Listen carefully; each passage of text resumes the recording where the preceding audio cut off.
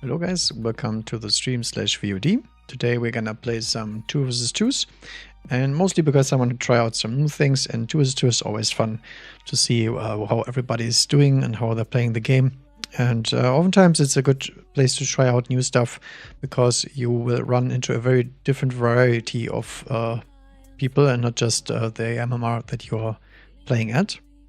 So that's always interesting to me, how that works out.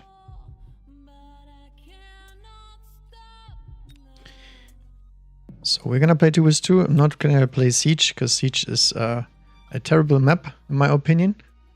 Does not really add anything to the game other than a lot of imbalance. And the second reason why we're playing 2 vs 2 is just because the on Wednesdays the tournament is starting, and there's not very many good players in the queue most of the time because they're playing the tournament for obvious reasons.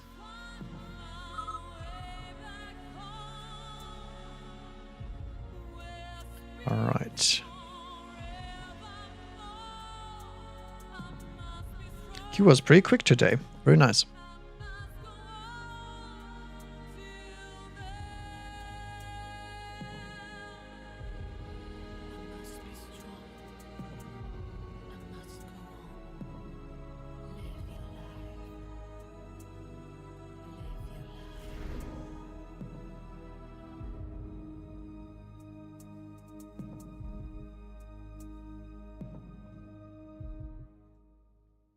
All right.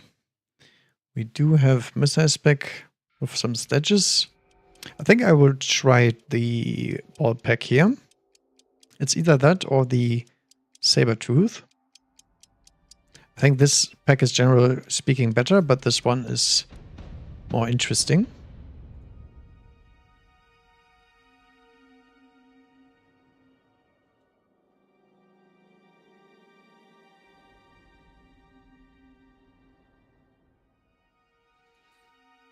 Okay, there we go.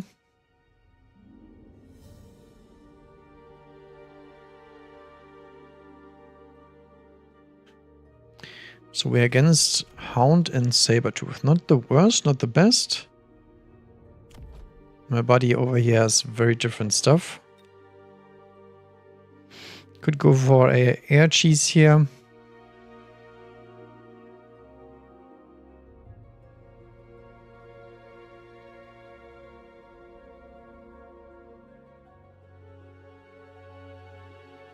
I think for now we're gonna try to play without air cheese, but I might get the other one.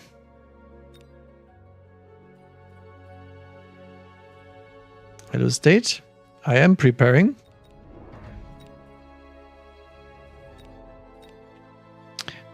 Something like this, just not on this side. I hate deploying on the inside. Or do I? Yeah, sure. So we're gonna switch these units real quick. And that's it.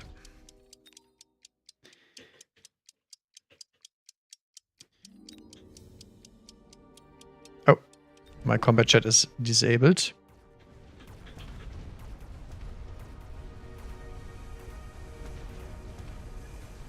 Okay, did get some crawlers in here. Aw. Somebody had to go for the air cheese, obviously. He's also supplies back. Okay, no wonder why we have very little HP. Oh well. Okay, Steel Balls did connect. Half a level. Not bad, not terrible. And this side lost, but the Phoenix will win everything. Might actually get a level up here too.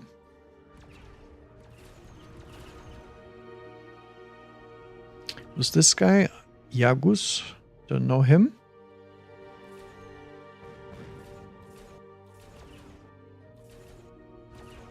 Ooh, might get a tower here. Very nice.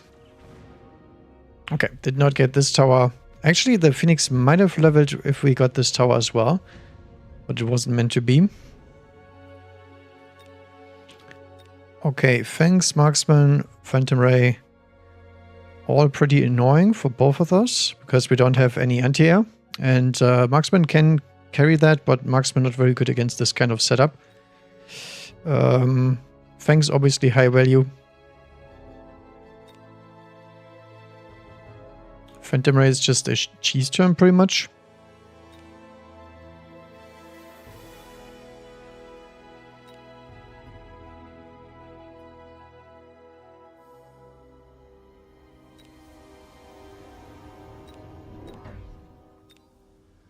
That's tough.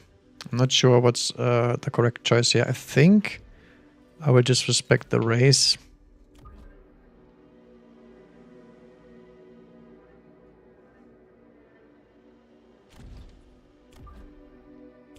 Yeah, that Arclight got a little bit screwed over. It's a tiny bit too close to the line.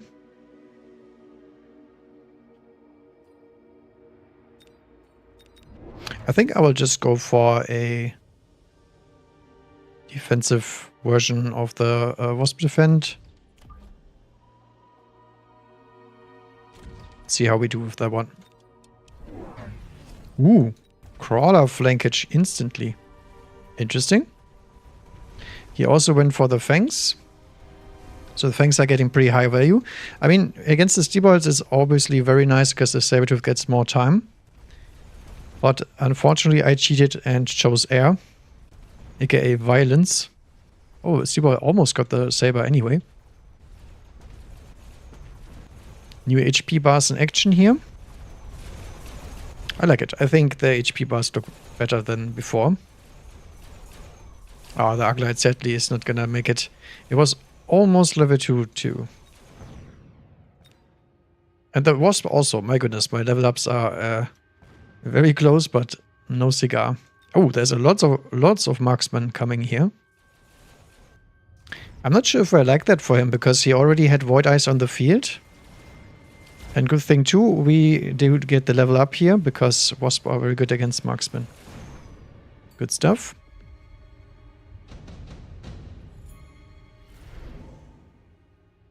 Okay, firepower, laser sight, shields, and tech. I haven't teched anything yet. Laser sights is nice because of the threat of Mustangs. He might take these for Mustangs too.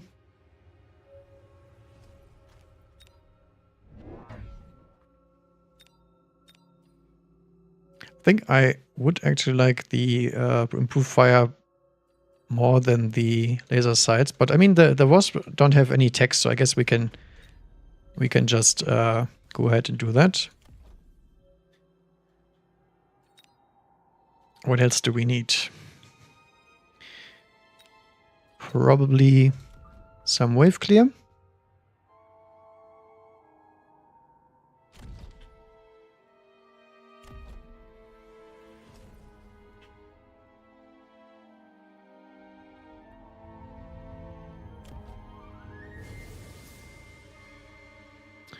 Any other thing here? No, not really. The rockets maybe. Can add a second crawler here just to counteract his crawler. Looks like he's setting up for a replicate turn.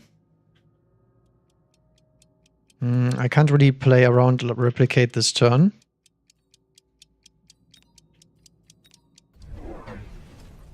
Ooh, Typhoon flank too. Typhoon, he took efficient tech, and the other guy took efficient tech as well. Okay. That's very risky into Wasp, I have to say. The Typhoons do not perform very well into Wasp if there's accompanying other units.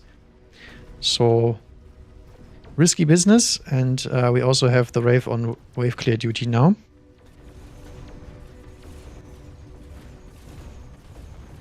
Do I run armor on the Wraith now? I do. Okay, so we can actually have counterplay against the Typhoons as long as they're not very leveled.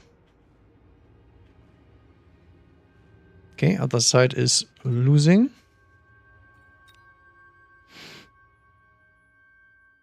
But still doesn't have any good anti-Wasp tech. This is why I put the laser sights onto the Wasp, actually.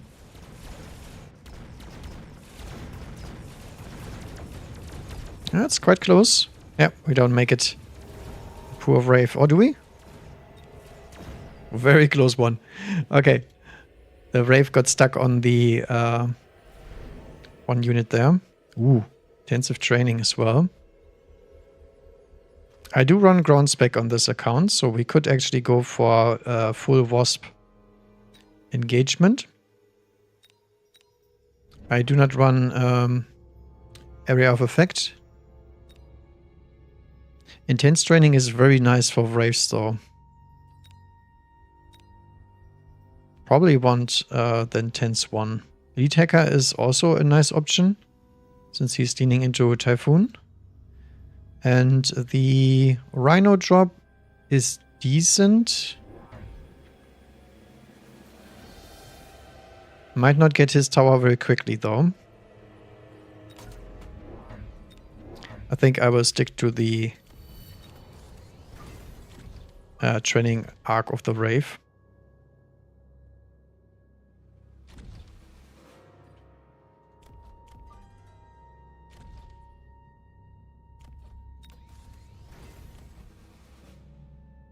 Not sure if I want a leveled Wraith in this corner though. Kind of iffy.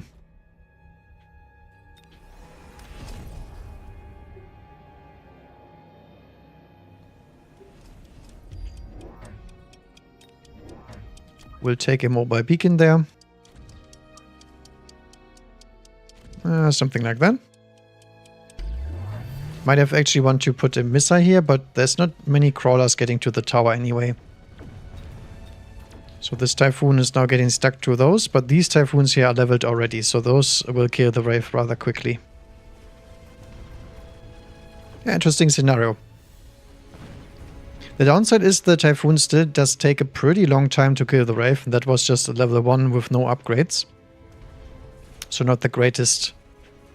Tower debuff might come in handy here, because we can kill the Typhoons and the Wraith might actually tank enough.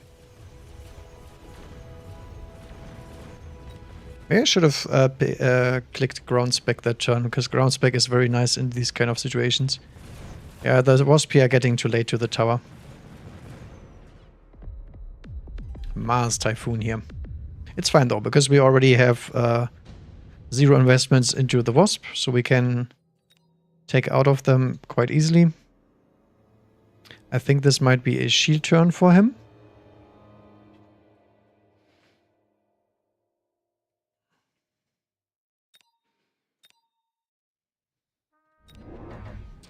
Redeployment is quite nasty against both of us.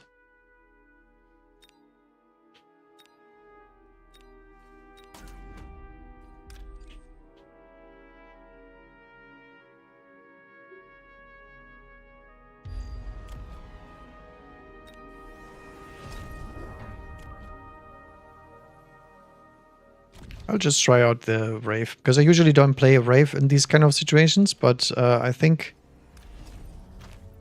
I want to try them out.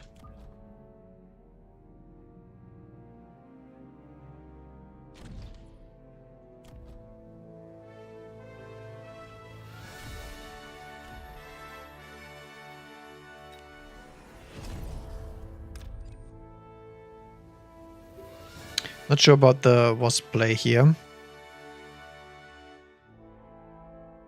It was quite slow because there were a bunch of crawlers coming, so let's try to circumvent those a little bit.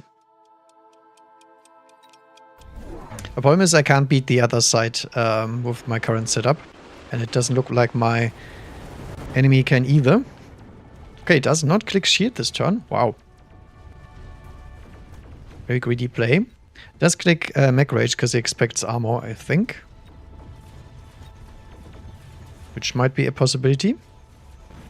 This tower is tanking a lot though, because the Typhoons are not the greatest at taking out level towers. So we can remove that Wasp for later and add more power to this side of the board. The Wraiths are really struggling against the Typhoons in general. So probably need 8-gun. Oh, nice. He won this side. That's good. Okay, he's going for the burst range Farseer comp. Should do pretty decently against Typhoon, because the Typhoon doesn't have really the range. And these boys are very fast, but they don't have much range either. Yeah, destroyed a lot of units. Tech-wise, nothing interesting happening. Same thing as before.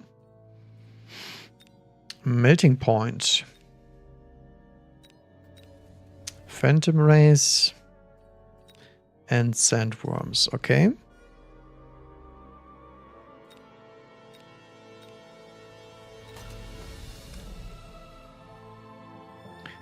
I think I will try a little switcheroo here.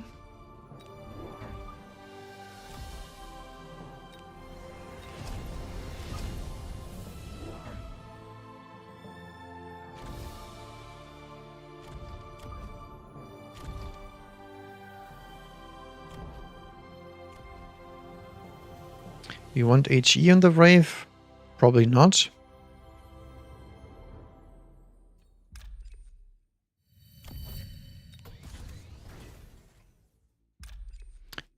This one Wasp here is not very useful on my side. I might actually just remove that.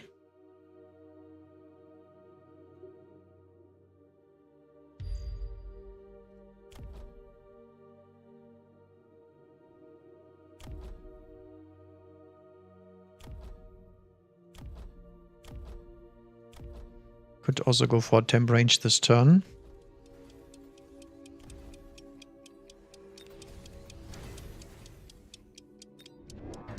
And I think I do want crawler attacks here.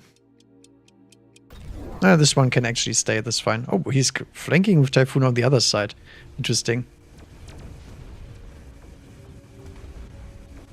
Wow, level 4 Typhoon. That's a tanky boy. Let's see if the melting points can prevail. Looks like they can. The barrage of missiles is really, really painful for the melting point because it has to latch onto something to stay alive from the normal damage already. It looks like it works. This tower is still tanking a lot of damage. And even our good old level 3 Wasp is still doing something. Ooh, Stormcaller killed him. Now, lucky for us, we have air units, but there is one marksman still left. And I'm afraid my poor melting points will get wrecked by the Stormcrawlers. Maybe not. Maybe the Wasp can protect him. Yes, because he's level 2. Ah, he dies anyway. Okay. It's fine, it's fine. I can handle that. Okay, Iron Blast sounds pretty nice because we're sitting here for all day. So it's gotta be the Iron Beam. Iron Beamage. He does have redeploy, so he can just escape with a bunch of units. But on the other hand, there's not really much here that I'm very weak to. I'd actually remove this Wasp this time. But I think the better play is removing this Wasp because we don't need it there anymore. And we will add laser sight to this melting point.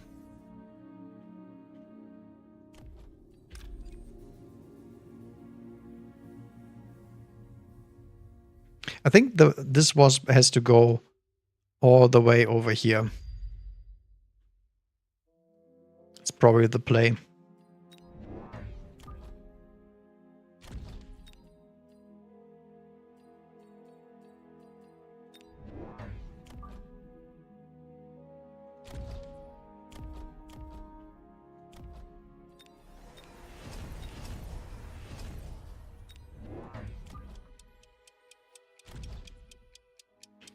One more Wraith.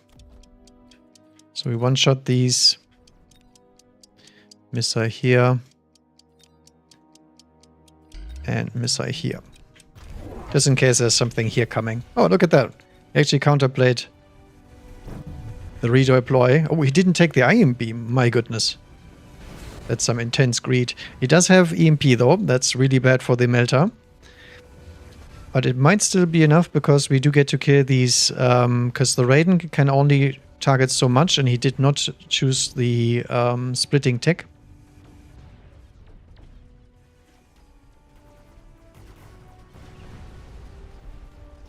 That guy is mad. Not my fault because the Typhoon got redeployed and beaconed anyway.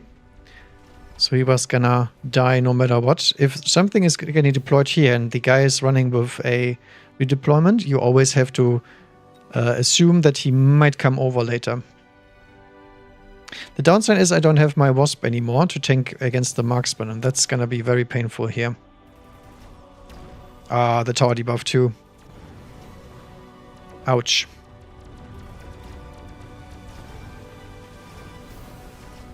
Yeah, I'm not sure if the Melter can take the full-ranged rocket barrage.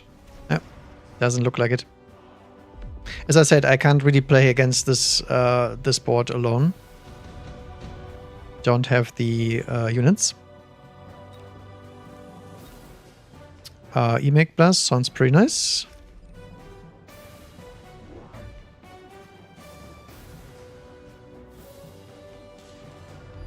Somewhere over here. On the other hand, I probably should have skipped this one and get the boats out, right? Yeah, I think that was a misplay on my part. Missiling here for sure to delay the Typhoons. Does he have no tower upgrades? He doesn't. Wow. Okay. Then no wonder he's dying. We could sell the Wraith since we are fighting down here anyway.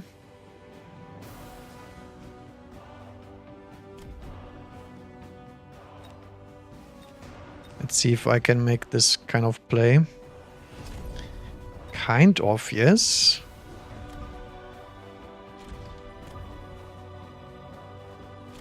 It doesn't cover all the units, but it's, I think, still worthwhile.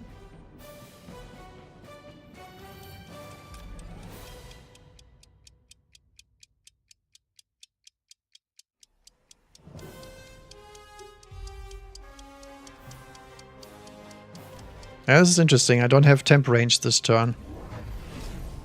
It goes more into Raiden, okay. And he does not play around the EMP at all. He just drags all the Raidens onto one spot. Okay. It's nice for me because we get huge tempo. We killed one Typhoon, but he did not upgrade the tower. Holy smokes. That's super dangerous. Whenever you're playing 2 vs 2 and there's anything on the flank, you should always upgrade the tower 1 level because some stray missiles might kill your entire comp. Oh wow, the Melter survives. Can we keep it alive?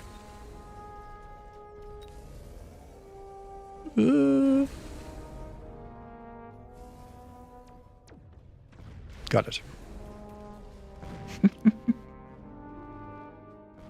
I mean, what else am I supposed to do? Deploy units on this side? I don't think it works.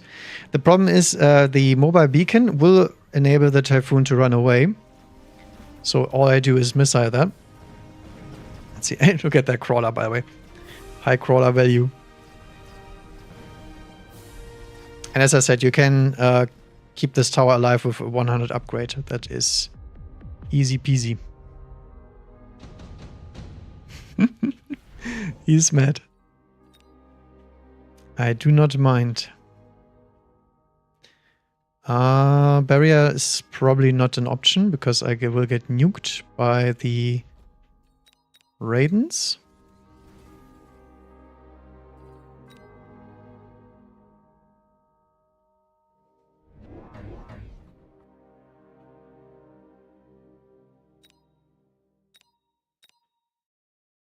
Kind of hard to tell. The Huntsman module is obviously high value, but I mean at this point in the game,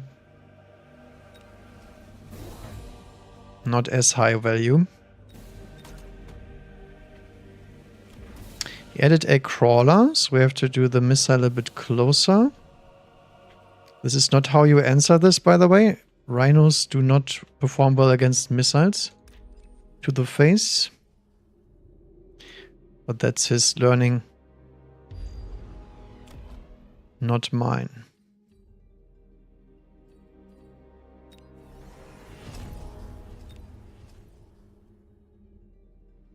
Could actually drop that on a Wraith. I do not have the money to do all the plays I want to this turn. So I think... Oops, that was not the play for sure.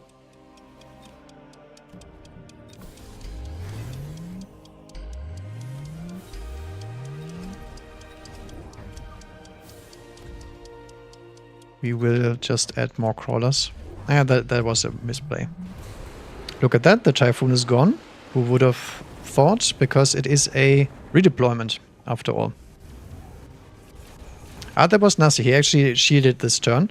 The shielding I did not expect, otherwise I should have hit the electromagnetic. Because now I'm afraid the energy will not work. The thing is, Multi-Melter is a cheese turn, pretty much. He didn't react last turn by having no shields, but this turn he has it.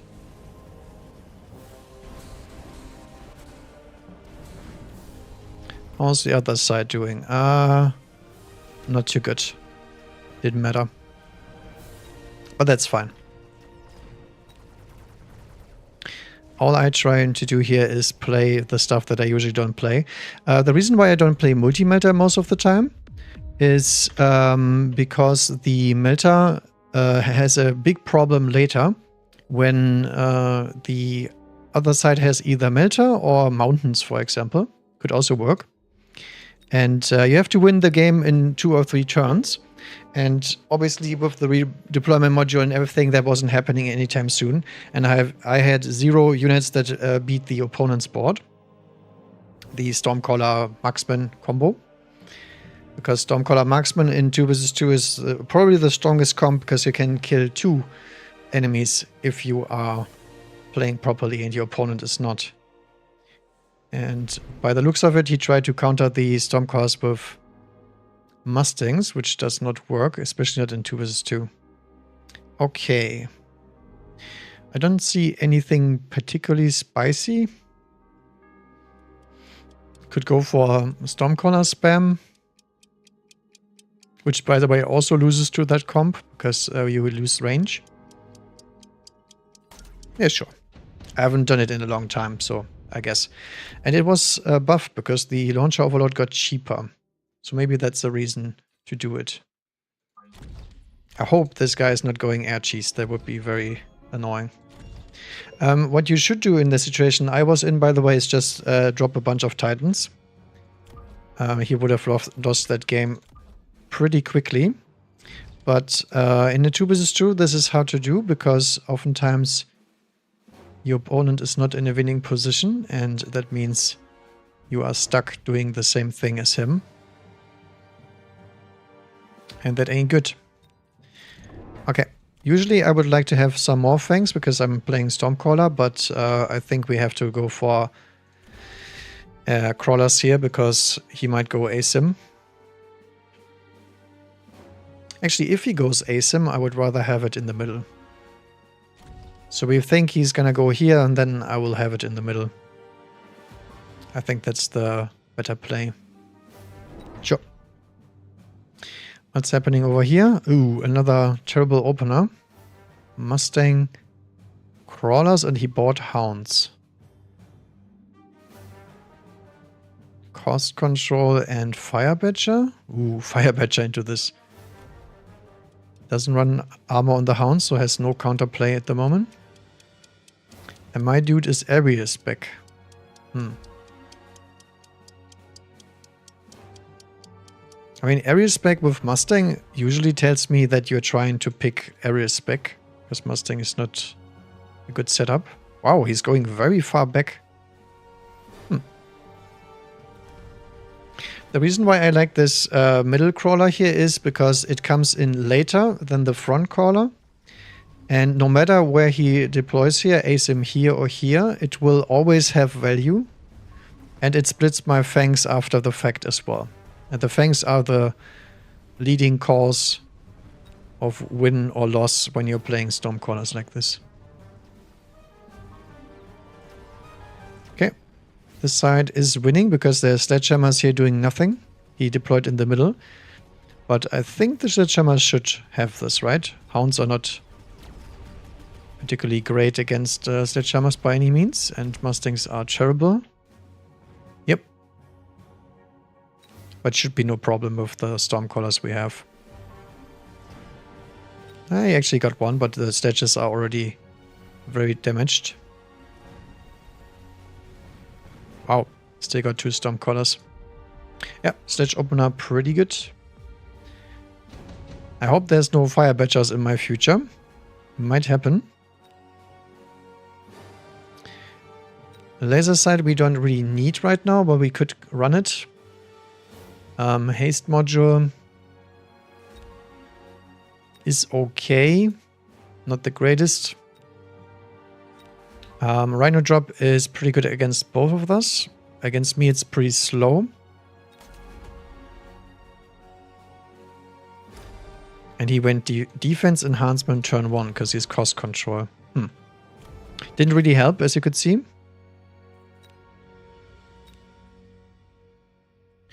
Is this triple chuff round? Because we do have 350. I usually would like to have another Stormcaller here. And he has a Missile Interceptor too. Yeah, I think I will actually greed for another one.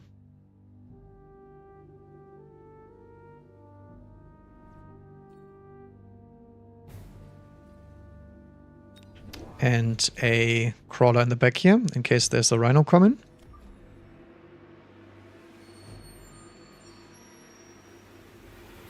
Or do we want outside caller to intercept the rhino? Maybe. Maybe. Okay. Yep, there's the Missile Interceptor. A rhino goes straight in the middle. What the heck? Now, that's not something I expected, because it's a very weird play. But he will get actually the Stormcaller here. Aw. Very sad. But lucky for me, my rhino is going to hit the tower, and hitting tower is better than hitting Stormcaller. And 2 Stormcallers will still wreck this side. Because this guy is backdooring his backline on this side, and then the Stormcallers will probably turn. And this is something you should never do. Missile Interceptor is very, very weak on the Sabertooth, unfortunately. I wish it wasn't the case, because I think it's interesting to have more options, but Bearlike does disagree. Oh, look at this split, by the way. Fangs tanking for the Rhino. Yeah, Rhino lives. Easy. They started with a good amount of HP because they have cost control and Fire Badger. They're both not the highest rated specialist. Okay, there's Air Cheese coming. A Fortress, which I don't care about. So we can either take the Wasp or the Phantom Ray. So we can decide on what flavor of cheese we want. My buddy takes the Fortress. Makes sense against Fire Badger Sledge. I could go for Phantom Rays to support our Stormcaller shenanigans. But the Phantom Rays obviously also get intercepted by the Sabertooth, so I think the Wasp is probably the better option here. I will sell the Saber for sure, because I want to sell the Wasp later.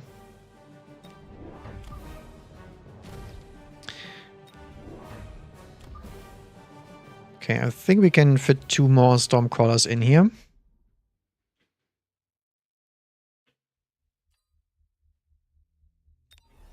I will oil on this side here.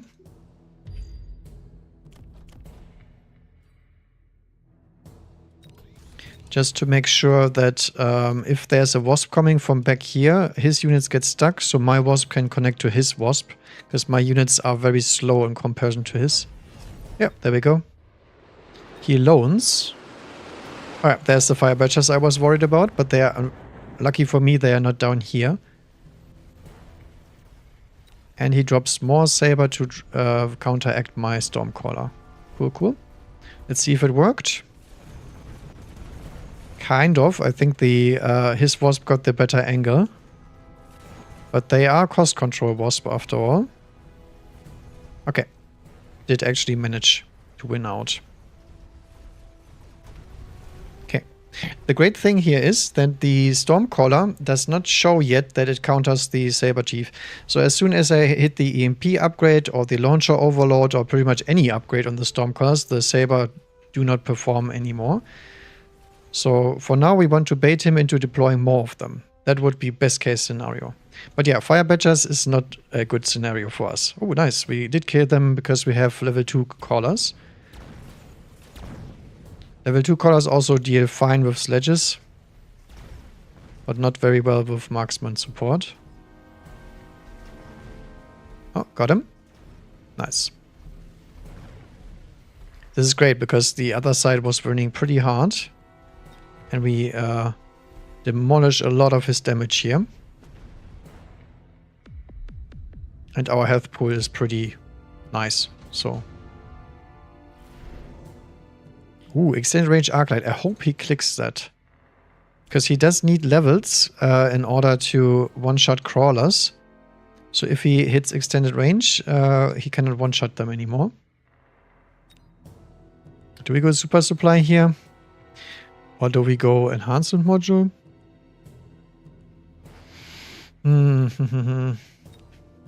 This is a easy round win too. I could go for extend range arc. Because he doesn't have anything. I think I will skip.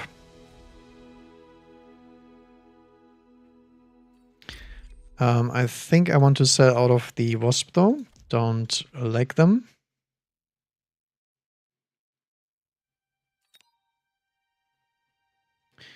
What do we take as anti-air? Could actually just take a Farseer, to be honest. Because it overloads the missiles even more.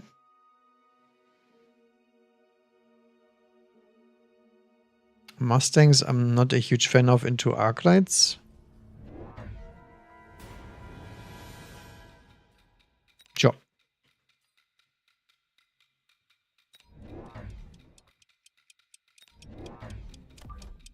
So we're dropping 2 of them pretty far back here. And then we do add another Stormcaller. Oh, I didn't click it. Damn it. Wraith. Oh no, he's going full air cheese now. Never mind. Yeah, it's fine. We already deployed the Farseer because we expected some sort of air stuff happening. I think he bought the Wraith to counteract my own Wasp or something. Oh, he has Jump Drive. Did not pay attention to this one. This is important because he might show up in my flanks here. Let's see if the Farseers can handle the job. Even with interception. Looks like they can. Alright. That's a great amount of XP on the Farseer as well because of the high-leveled Wasp. Then when push comes to shove, Stormcaller beats everything. Did you take the extended range? No, he did not. My dude also took super enhancement. Ooh. And lost the game. That's not good. Usually you want to win.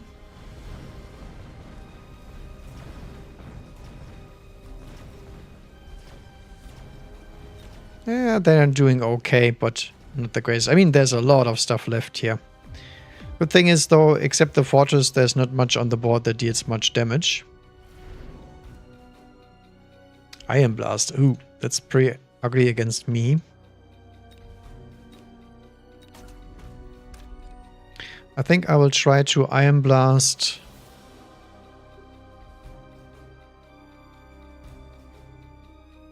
Like so.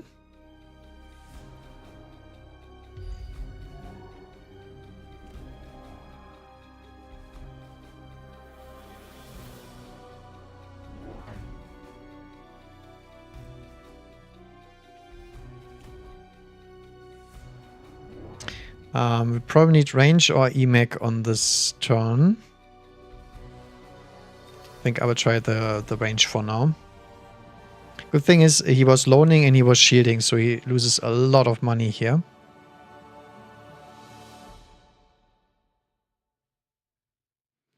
What do we want to drop? I think Farseer range sounds pretty good.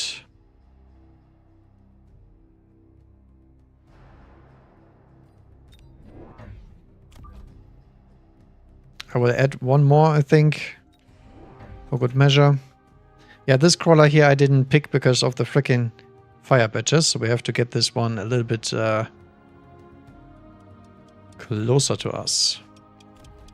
Yeah, we're gonna eat the iron beam here. I don't think we have any counterplay. Maybe speed? Nah, I don't think so. Oh, there's iron. I'm trying to play around the iron beam here by clicking range, so that worked. But they might still walk into it. It's very close, I think. The Farseer is probably dead. No? Okay. Looks like we played around. Yes, perfect. Okay. So Iron Beam was an absolute disaster. Yeah, there we go. He's investing more techs into the sabers. And this is where we hit the EMP button and enjoy life. Farseers can deal with the waves, no problem.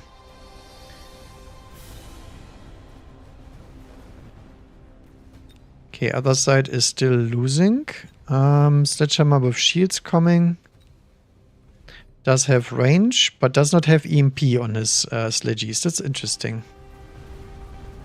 The good thing is we get a lot of XP on the Farseers here, so at some point we might outscale the sledges just by having more range and having EMP. Yeah, I think this is the turn where Stormcaller Supremacy with the range comes online. Here we go. This is exactly the situation I was in as well. If you lose against the Stormcaller board, your other side will probably not make it. I think a Vulcan would be very nice here, but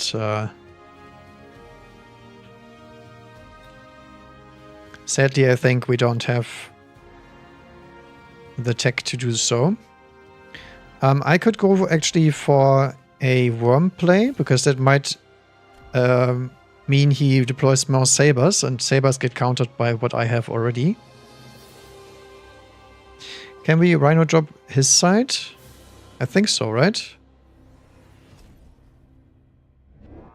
We can Rhino drop here. Maybe that works. I think I will take the worm. Worms are always fun.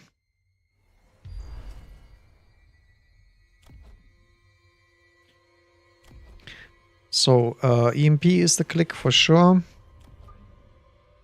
I don't think I want to sell the worm yet. I think I want to have a proper reaction from him. 1, 2. 1, 2, 3. There we go. Farseer gets an upgrade.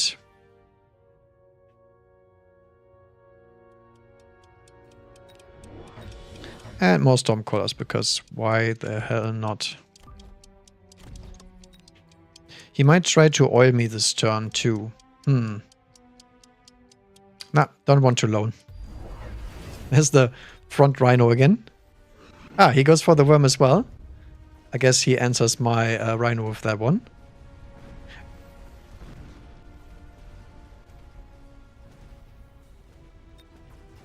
Any attacks on the worm? No. Oh, the worm is going to the other side. That's actually quite bad for him, because he's losing his side anyway, and the other side was winning beforehand. Which means my worm is gonna stay active for longer. And then there's the sad Sabertooth with 0 techs, because EMP is a thing. Oh, look at that, the tower. Ooh. That was no bueno. The worm is half HP, so it's not a factor. And it comes up in a tower debuff time. Oh no. How do we EMP this marksman, by the way? Not sure how that worked. Yeah. Worms are great because they are very late tanks that keep tanking for the Stormcaller army in the back. Okay, oil came back of cooldown. Look at that. Nano repair on the worm, please. Best item. He might try to beacon this forward. In which case we could just oil this side.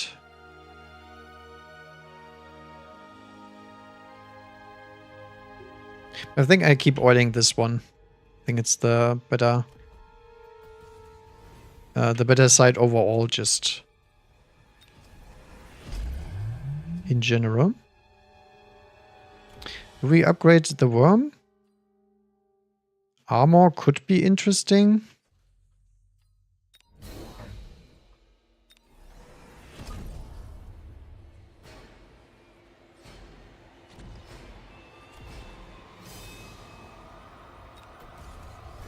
Actually, I don't want to upgrade both. I think one Farseer is fine. Level 2, I think, is the proper spot. Then I will add some fangs here to counteract this wasp, because the wasp is looking pretty scary. And I will drop missiles. Actually, we just need one missile on this side. On this side, we don't really need them. Do we loan?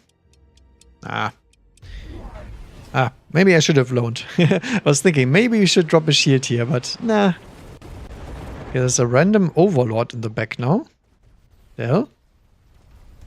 I'm not sure what they're trying to achieve there. This guy has photon coating. Against what EMP? It's maybe a fan of photon coating in general. So our worm has armor enhancement and regen, so it's gonna beat his worm no problem. And it's gonna tank this entire side by itself. But he did redeploy the mass Mustang, so this is where we need launcher overload coming in now. And even on the turn where we don't have it, as you can see, it's not really particularly great for him either. And the worm problem is already in effect. Also the smoke here is helping him a good amount, I would say.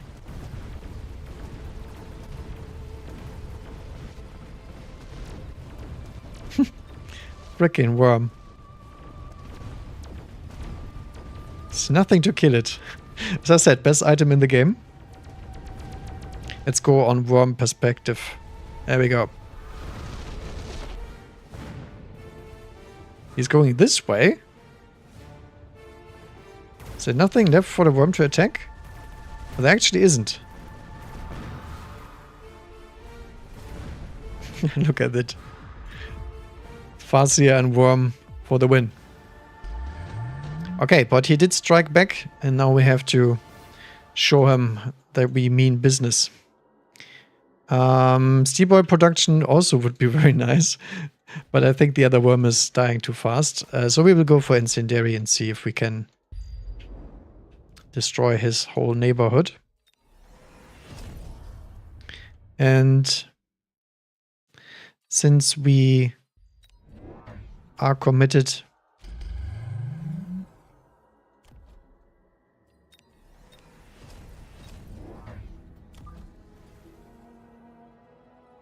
yeah, I don't want the Stormcaller looking over there.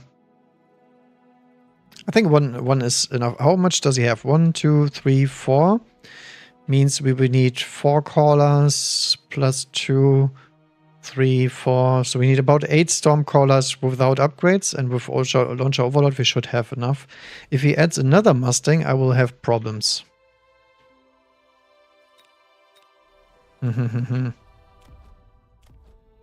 I mean, we have to shield this turn for sure. That's a given.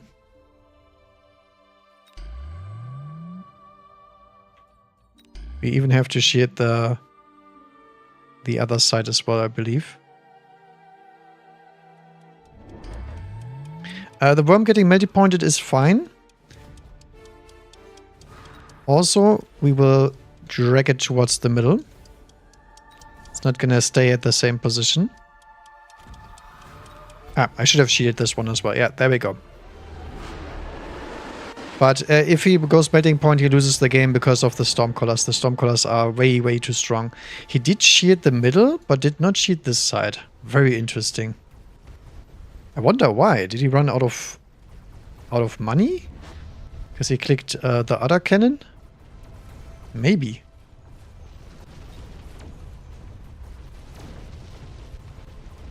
It doesn't matter. The level 3 worm is, I think, beyond repair. Our problem is that the Farseer itself can kill Overlords, but it's taking him a pretty long time, and we can't deal with his worm for now. That's fine. We are just here to prove the point that we can spam Stormcallers, and that's it. Oh, teammate also won his recite. Very nice. As long as we have one Farseer over here hidden, we are good to go. Yep. Easy peasy. Alright. GG. Worm Stormcaller also a pretty nice combo, I think. Because the Stormcallers are weak to a lot of stuff that the Worm is not weak to, and vice versa. And this one Worm was enough. This one here is just to keep these Wasp a little bit occupied, and then the Mustangs, because I was a little bit worried that the Wasp might get to my tower at some point, but they never did. What's happening over here, by the way? Mars Sledgehammer. I'm not sure what the photon coating is for, just because of the Void Eye? I don't know. I think that's a weak play. Yeah, and then he went Mars Fortress to deal with the sledges. The problem is his sledges didn't have EMP on the bar, so they were quite weak. Completely forgot to change this Farseer.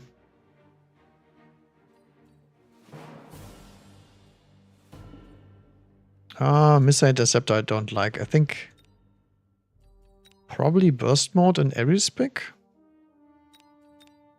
I mean, that game I would have liked to click Scanning Radar, but I think the Aerial Spec is important. It's Shmi. Very random MMR range here. Between almost 1700 and 1400. But that's okay. As I said, this is why I'm here, right? I'm here for the all-around experience. Not for accurate matchmaking. This one we can also block. Okay. Another Stormcaller spam.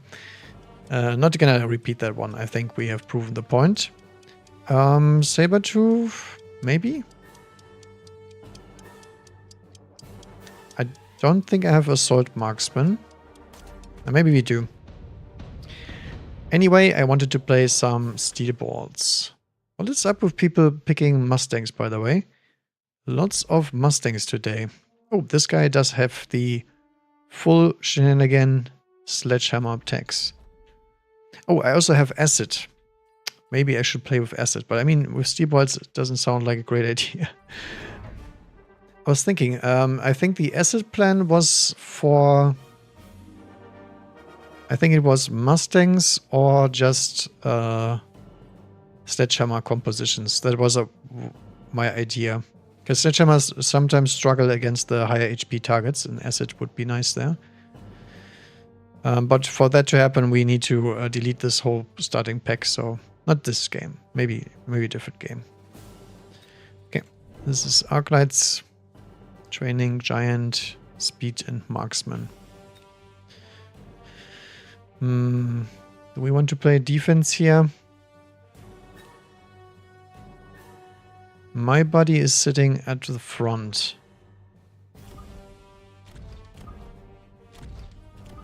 I think I would rather have standard Steel Balls. 1, 2, 3. and one late crawler here. Just in case they have any units on this side, because we will lose both towers if we do that. Yeah, there we go. Training spec and goes for the air cheese. Okay. Who has the XP? The Mustangs? No? He didn't use the training spec, or am I mistaken here? But yeah, we are losing this round because of air cheese. He does have jump drive, so we have to be careful about that one. A very weird tech tree, by the way. Elite marksman and jump drive. Very counterproductive stuff. The good thing is the Steelbolts might get some good amount of XP on these towers, because we will get across the entire map before he catches us. Fechter, the reason why Mustang opener is most of the time pretty terrible is because the units that counter the Mustangs are also the ones that counter the Chaff. And unless you're playing against massive amounts of air cheese, you don't need Mustangs in the first place.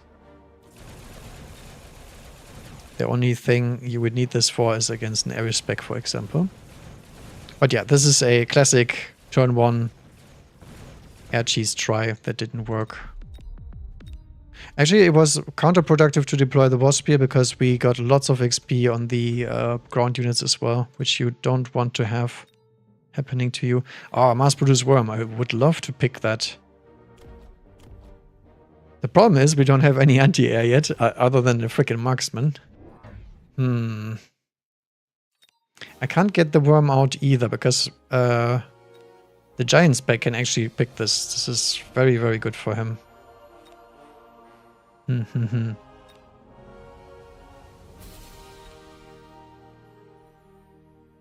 To be fair, none of this is really that great other than the sandworm.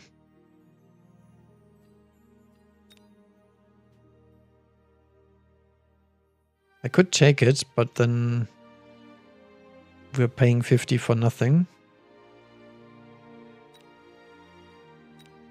If the giant spec unlocks the worm, I will be very sad if I pick this, because I don't want to pay 200. That's way too expensive. I think the shield is fine. So nothing was deployed in the middle for now.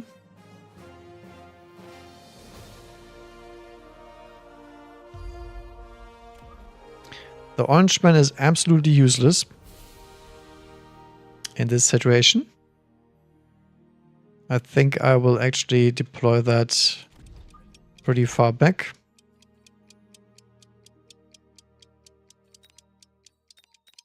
And then just a bunch of fangs.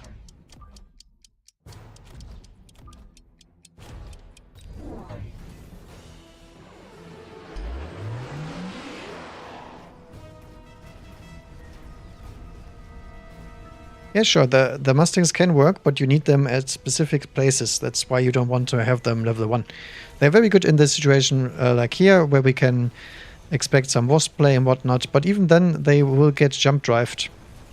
And then my Mustangs are in a bad spot as well, so it's good, but it is good later. As you can see here, this entire board got absolutely wrecked by me not deploying any units that I wouldn't deploy against Chaff. So he has no idea how my plan works. And if you compare this to the Steelbolts are super duper annoying for him. There's nothing on the board that can kill the Steelbolts very easily. That's why the Steelbolt and the Sledgehammer is probably the best opener in the game. I think the Stormcaller is a third there for sure. But the Stormcaller actually does not do very well against these Steelbolt compositions. As we can see why. Okay, we kept both shields here. That's actually quite high value. My buddy over here needs crawlers really, really badly. Otherwise he is gonna get shreked by Stormcaller. This is a very, very bad setup into that one. Okay, Phantom Ray, Raiden, Hound, Phoenix.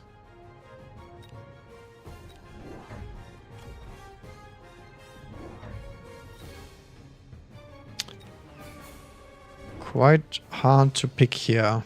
Because he doesn't have anything on the board that I need to counter yet. We could go for Phoenixes to kill the Phantom Ray Raiden threat, but they're not very good against Mustangs. Rays are not great into Raiden. I think I will just stay on the Raiden plan for now.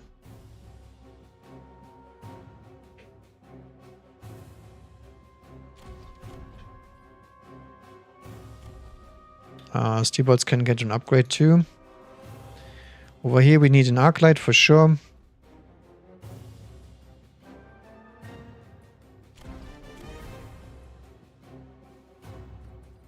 Oh, did he actually take the worms? He did not. Okay. Sad times. I don't need an Arclight mid yet.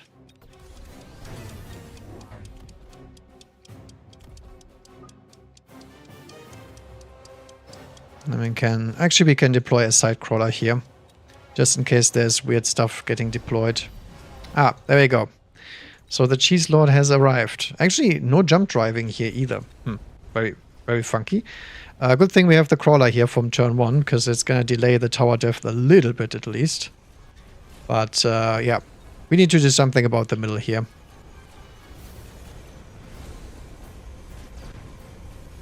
To be fair though, half of his board was dead already. Same on this side. We didn't have really the greatest board state on that side, no matter if we got tower debuffed, because most of the units died beforehand. The Raiden I just took because there's lots of units coming. This is, by the way, really, really bad. This is stuff that we cannot deal with at the moment. Because Wasp would be very nice into this, but there's already Mustangs coming. Okay, Raiden does pretty well here, actually. Ah, almost got the Marksman too. But it's Marksman and frickin' Phoenixes here. My goodness. Okay, Rhino Assault. Vulcan Descent. I mean, Vulcan is also really nice against this comp. And Underground Threat.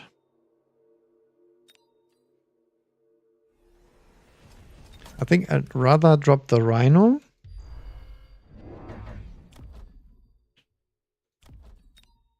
Yeah, this needs to be upgraded for sure.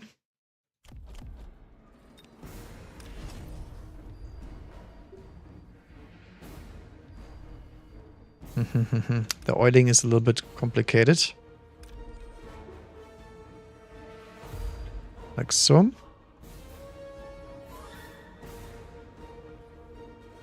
More arc lights.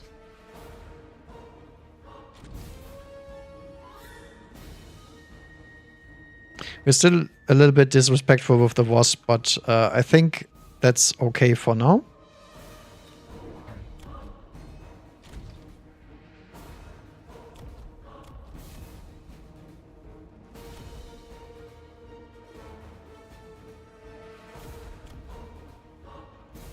I will delay the Wasp decision for one more turn, I think.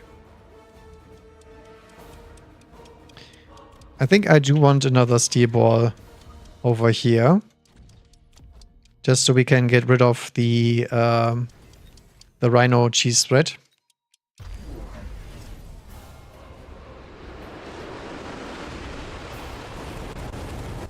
Okay, Rhino got removed, but our Rhino is actually making it to tower. Oh, he leveled both of them to level 2. Very high respect for my spell here. I think I like that, because I didn't have anything in his flank other than that. Yeah, but we are really getting wrecked on the side over here. So my teammate is wholly on this side. And I really hope he has some tech against hackers, otherwise we will have big trouble later. But look at these, the towers are really doing a good job here. Tanking both spells.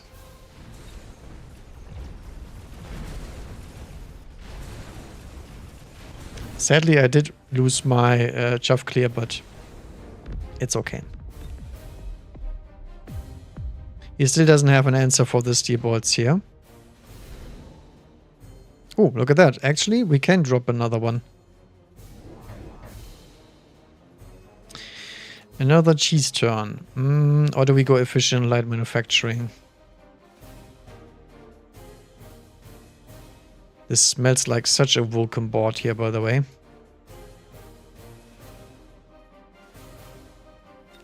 But against the giant spec, it's always hard to get this stuff going. I think I will go for another cheese. Why not?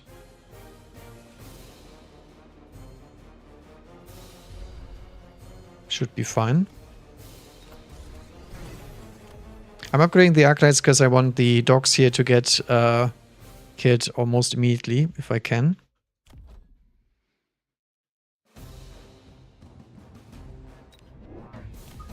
Need some more backline support here. I think I will not level the Raiden. The Raiden is just here for fun. It's not really trying to achieve anything. We will keep disrespecting the boss because he doesn't have a proper solution yet. And instead we will just add the chaff as we see fit, and that's it.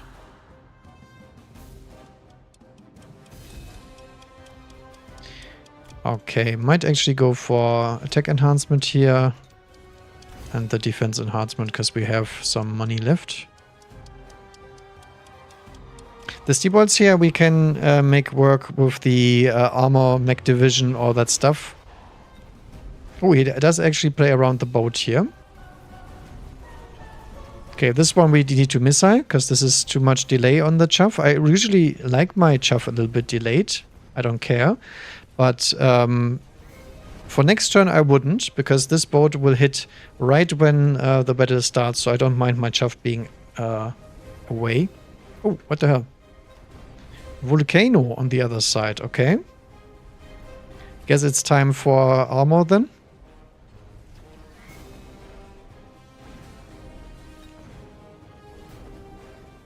Ah, the fire is actually quite nasty here. Did not expect Vulcan, to be honest.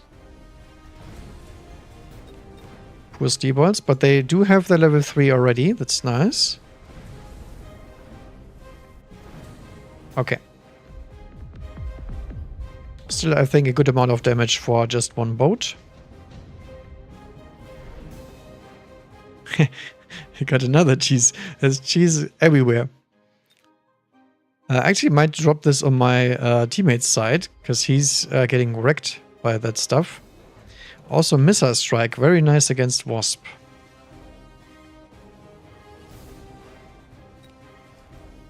Yeah, I think the Missile Strike is in order.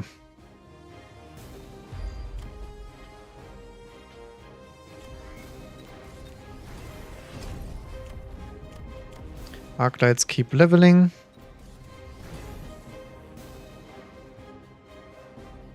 Yeah, this crawler here is very annoying, so we're gonna get a missile on that job.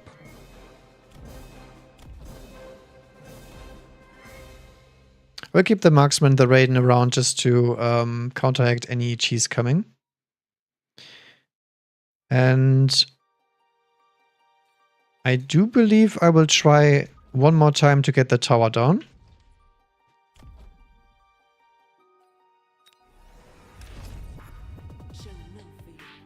This time with a Phantom Ray.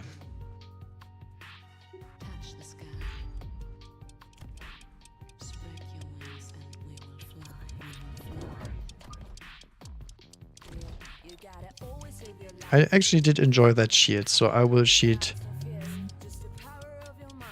this one. Oh, he's going for replicate, right? Yeah. Very low impact play though. Okay, for some reason he jump drives the Wasp this turn to this corner. Some really weird plays by my opponent here. I'm not sure what Xenovok is playing around here. But he wasn't playing around the Missile Strike here. He was actually trying to kill this flank here. I mean, maybe he was just sick and tired of losing his tower every game. I can understand that.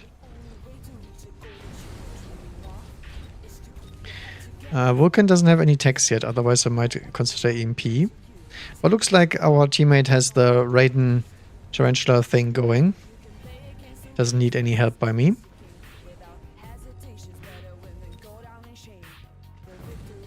Is enough? Yep, it's enough. GG's. I really wish the chat was on combat instead of team.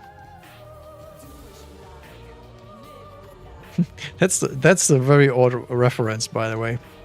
Yeah, I really wish I could have gone for the mass-produced worms. Every time I did it, it was such a fun game, and I haven't lost a single mass-produced worm game either. But the reason why I didn't was just because of the giant spec. The giant spec was very painful. Because I don't know if or not he's gonna unlock the worm, and if he does, I don't want to pay 200 unlock cost. Actually, what text do I have on the mountain? Ah, can't see. 201 and 2 501s. Oh, look at that. They lost against SC2. 2 versus 2Q is always very small.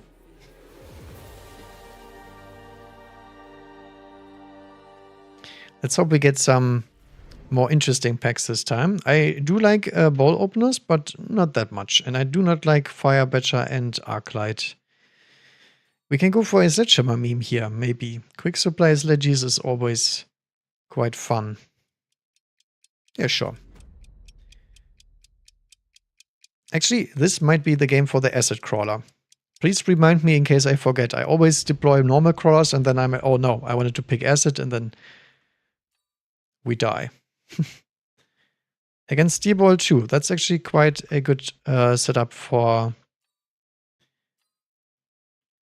the acid stuff. The downside is if we deploy sledges here, we need to deploy them pretty forward. This I don't think works against Steerball pushes. This is a little bit aggressive, I would say, but I think it's close enough to the line where we can make it work. Okay, music went bye-bye.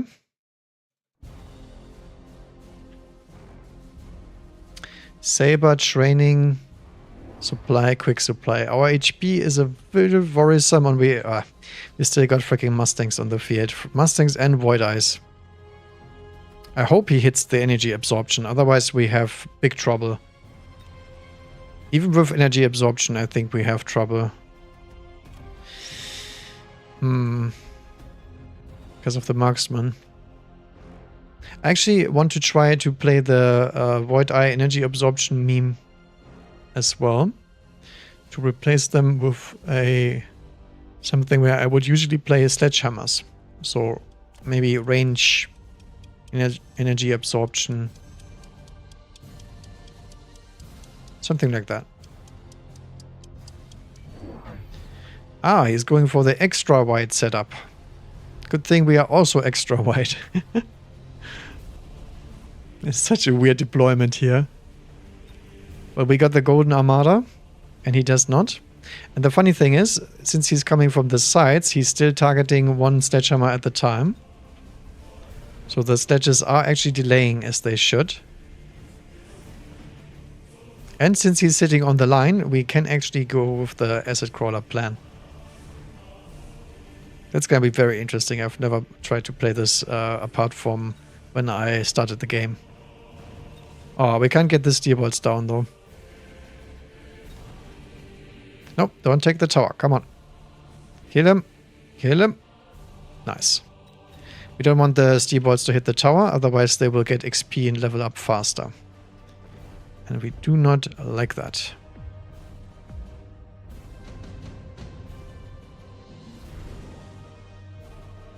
Sub-steel balls and extended range. Look at that.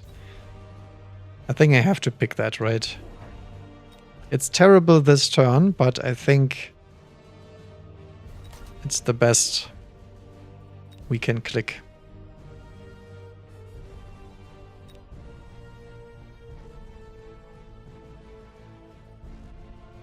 Could also drop 2 more sledgehammers. The downside is with extended range sledgehammer that we are pretty close to the line to click it. So That's why I'm saying the upgrade is not very good here. But I did it anyway, so who cares?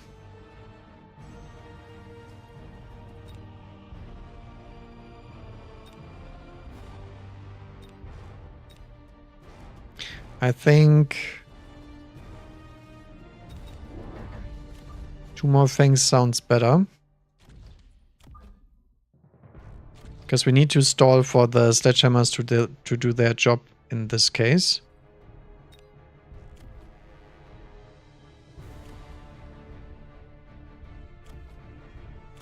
No techs really that we want to click. I mean, field maintenance is not the tech here. We want mech rage. Do we hit attack? I think I will hit the enhancement, because the downside of extended range sledges is that we lose 20% of our stats. So getting a good chunk of this one back is actually quite nice. Oh no, we're dragging units from the teammate here because of the crawler. That's actually quite bad. Because those void eyes here are absolutely useless. Oh, did he flank me too? My Gideons. That's fine though, because of extended range sledges, you can smear yourself across the whole map. That's not an issue. Because later in the game we do have 165 range, or 175 actually. And if that happens, all of the crawlers in the world will not save him. Yeah, but sadly my teammate got wrecked by this side crawler here. Good for us, because we will get some XP on the sledges, but we cannot take the spider. We just downgraded our damage into nothing. So no spider killing for us. Yeah, mass crawlers everywhere here. Interesting. Oh, I wish I had nano use here, but we don't. Sub-marksman. Could go for that one, but it's very expensive. It's 150 for the option to have it. Skip. Alright, so this round is another sledgehammer round.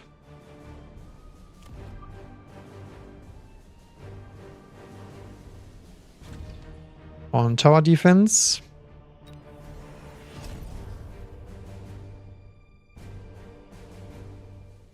And then it's finally time for our little acid adventure.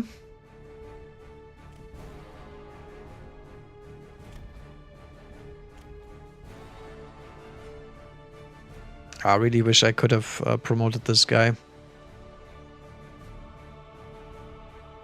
Aggregate, you usually just deploy a few of them, play with them until you feel comfortable. And other than that, it's just the experience of new players in every game, right? If you're starting with League of Legends or something like that, there's also a billion champions you can learn. But you don't have to learn them all at the same time.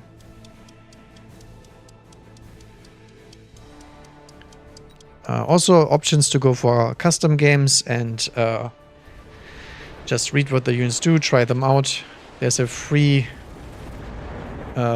just tryout mode where you can deploy all kinds of units with endless amount of credits. It's actually quite nice considering this is a very small game in terms of a developer and whatnot. Wow, nano repair steel balls. This guy is getting nasty. At least we killed one of them. But yeah, I don't have killing power against the steel balls yet. Subsidized steel ball, yeah. What we could do here is we could deploy Raidens. Raidens do very well against steel balls. Krigain, that is unlikely. He most likely will lose a lot of matches because the MMR needs some time to get you sorted in. But you can Just play some games versus AI and whatnot. That works quite fine. I think back when I was playing, I had no issues, but I was already watching some videos and whatnot, so I think that's cheating. For a true new player experience, I would say that's a little bit different. Okay, do we go Fire Badger here? Because Overlord sounds quite nice against the Steel Balls, but I think we have trouble chaff clearing a little bit already.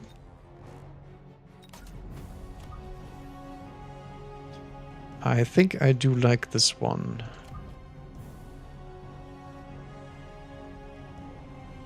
So we are filling in the gaps.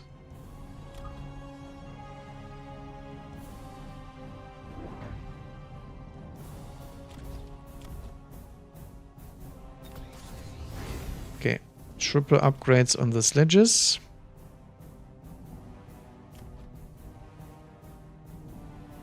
We will lose to air here, but that's absolutely fine with me.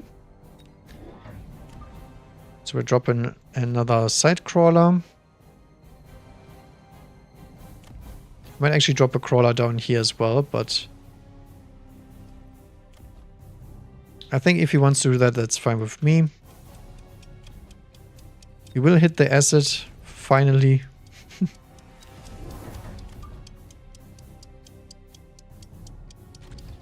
And just send the acid crawlers to the front. Ooh, rhinos. This guy is going really fancy here. He does have photon coating, so he has very dangerous rhinos, because they can go final blitz. The downside is everything he has dies to the same stuff, which is hackers. And our chaff clear is pretty decent now. There you can see why the acid is most of the time a bad idea, because I'm already losing some units to the acid myself. Wraith. Interesting. So it's a full-blown aggressor.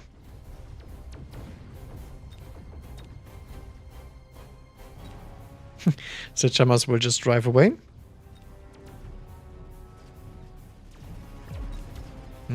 Tarantula, spider mines.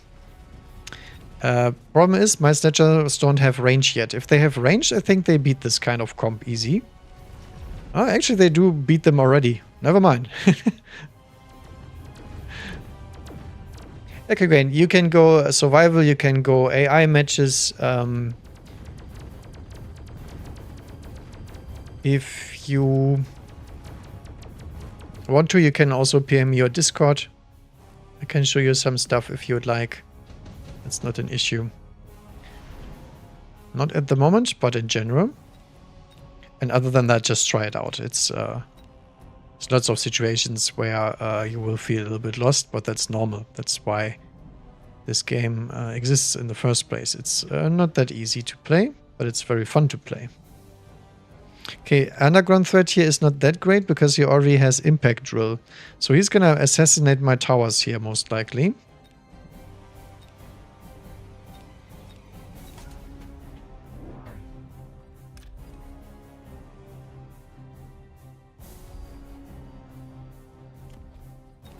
Okay, more promotion on the sledgies. The problem is we now need something like hackers and also an answer to the Wraith. I don't think we can do both at the same turn, and this Wraith already got a level, which is very painful.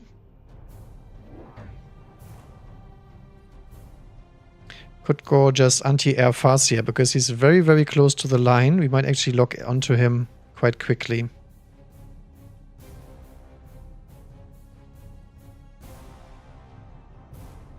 Or just Phantom Rays. Phantom Rays are really good against Wraith and against Steelballs and Rhinos.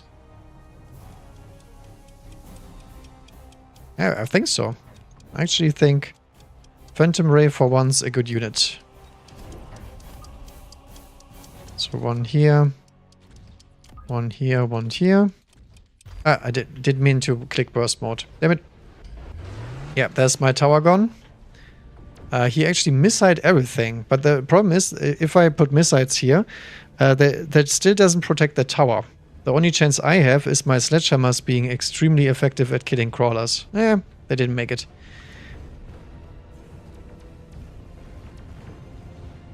But as you can see here, his entire board died before the crawlers even got to the objective where they actually wanted to be. He goes explosive ammo on the Wraith. Okay. So he's fully committed to Wraiths then. The big downside is Phantom Rays do actually quite well against Wraith if you click high explosive, because it nerfs your damage too much. And the Phantom Ray have burst mode and also stealth. Okay, there we go. Sledges versus spider mines.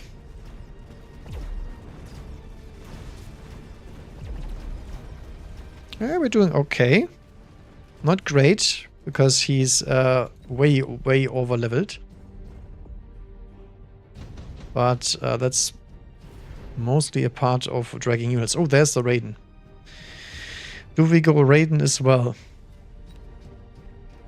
There's also the Farseer that I was calling for. Mass Steel Ball with Replicate. Interesting. So Farseer is very good in these kind of scenarios, because it counteracts everything, even the Raiden. The Raiden is very good because we are in this forward position and I have lots of medium-sized units.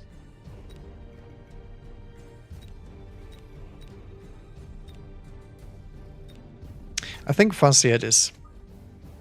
We try to put him in a position where his additional range will target the Wraiths as quick as possible.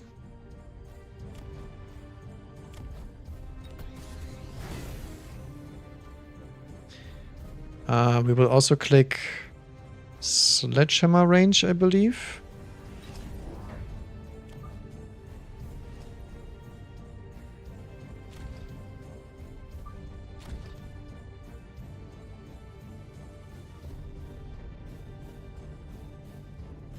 Do we need crawlers anywhere? We could drop some crawlers here to kill the rhino a little bit quicker.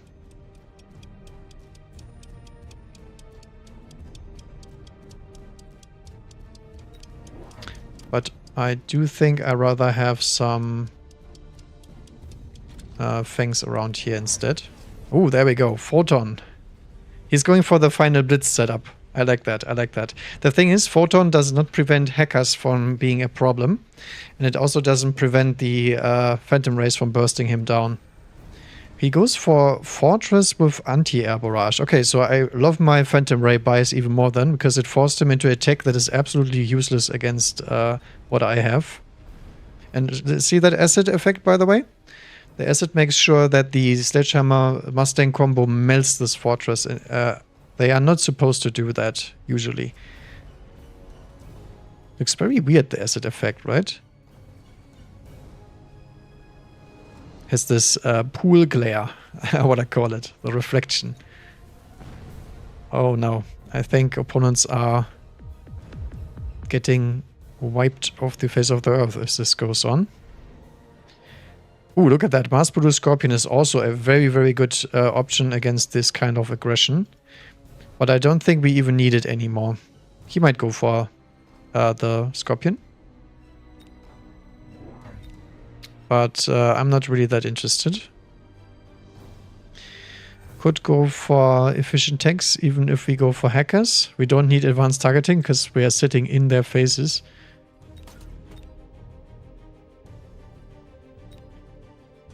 So I think it is time for Le Hacker. Because I can already smell the cheese coming that he's trying to do. And I'd rather not get blasted into oblivion.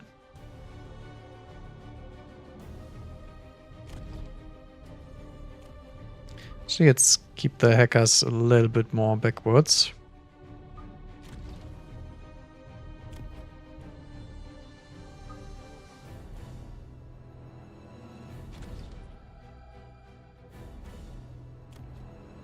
Okay, do we keep the Phantom Rays around?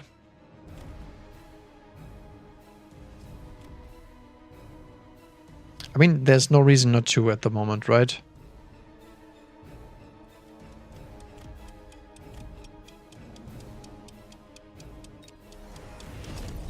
I would like range though for this turn. Just in case something weird happens. Oh, we do need another Farseer here. I completely forgot about that one. And we do need an Acid Crawler here, because that Rhino is not dying fast enough. Okay, we overtook one Rhino. Did not manage to get this one. Oh, that's actually quite bad. Did not expect to die there. This one here was just because of the beacon. And the hackers are not dealing that much damage to the Rhino, I have to say. It's probably because of the armor enhancement. The armor enhancement is really, really powerful when you already have teched Rhinos. Oh, look at that guy. Was so close to killing him. Okay, it's the turnaround turn. Very fun match here. I like these Rhino comms. Unfortunately, they're very, very hit or miss. Sometimes they do work and sometimes they don't. Oh, they do work. Nice. GG. So the reason why this kind of stuff works is because I didn't have any tower upgrades. And if something like this happens, our Acid Crawler was not in a position to deal with him. So he needs to be right here. But I did not expect this Rhino to beat all of this solo. Maybe worth a missile here. That is something we should check for sure. Let's hop into the replay real quick.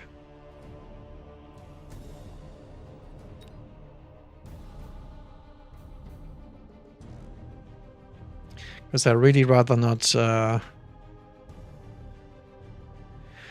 try to find the replay later. That's terrible in 2 vs 2.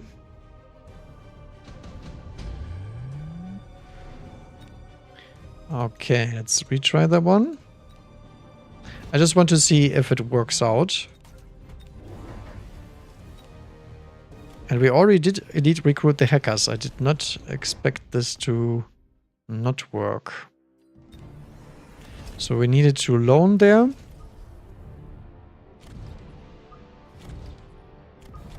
So this is the furthest where we can put the hacker away. And still expect it to do a job.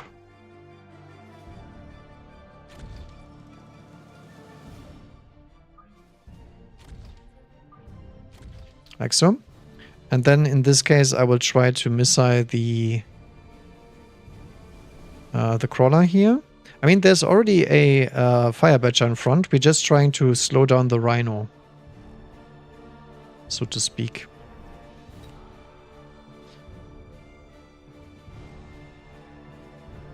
Okay, I could have played around this one because we have 50 left. Do I missile this wave? I don't think I do usually. So we would not play around the new Rhino here, I don't think. If I wanted to do that, I would need to enhance the tower, and tower enhancement I think is not necessary. Although this one looks very juicy to missile. Because it's in front of the fortress that will move forward. Yeah, I think I like that, because the hacker is gonna get blocked by the crawlers. Because there's no fire badger here immediately in range, because I didn't click range on the badgers. Maybe that was a mistake. Maybe I should have clicked range. Yeah, because the missile slows down the nano repair Rhino. And we buy a little bit more time before they annihilate our fire badgers. I think we lose because of the tower anyway, but I think it's much closer this way. Yeah, look at that. The Rhino almost died in this case. And also I needed to click burst mode. I forgot on one turn to click burst mode. Yeah, this is looking much, much better than before. So the missiles was the correct play. We lose on this side either way, but I think we do survive that turn. Then we might be able to get something done. Good old Rhino drops, I love it. Because the Rhinos are really nice when they have photo counting and really, really bad if they don't. And if somebody has fully functional hackers against them, they are terrible again. I did expect him to hit the nuke button though, and he did not. That was a little bit sad, but you know, can't have everything at once, right? So.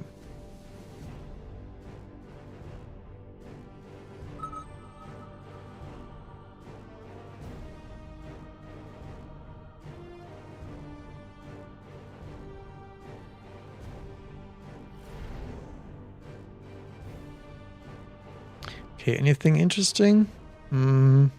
Saber-tooth specialist with saber teeth. I guess we can go for a saber carry. Maybe even armament saber. I like that. I hope there's a steel ball opener, because I want to try that one.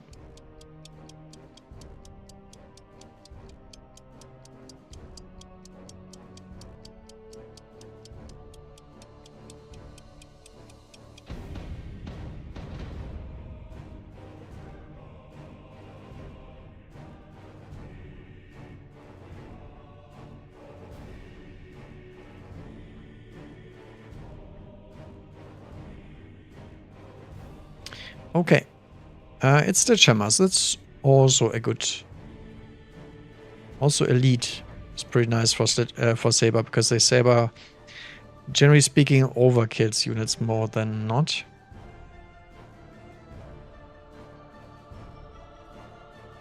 Do we go forward? I think we have to. If we go Fangs here, that's very weak against Stormcaller, but people are not playing Stormcallers as much as they used to.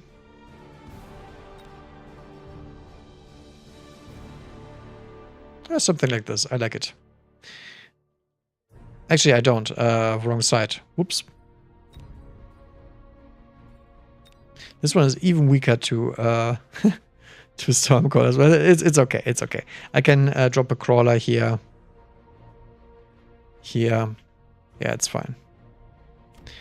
Void Eye and does not hit energy absorption. That's a little bit odd. Because I don't see any reason to level these if you don't hit this button. Oh well.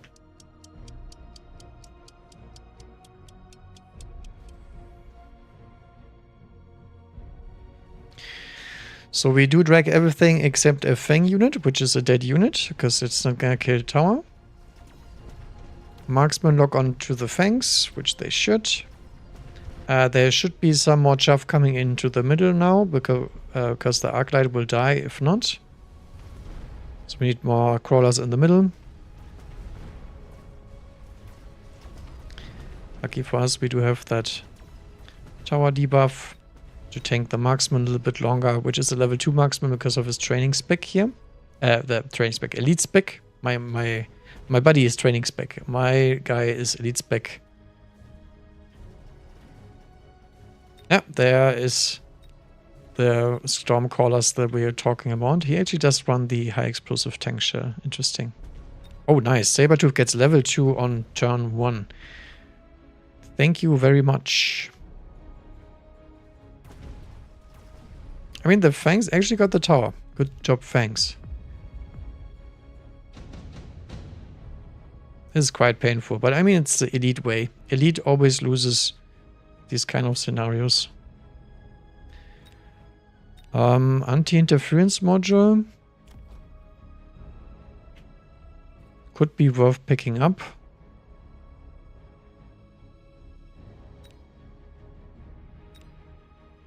Sure. Put that on the Saber.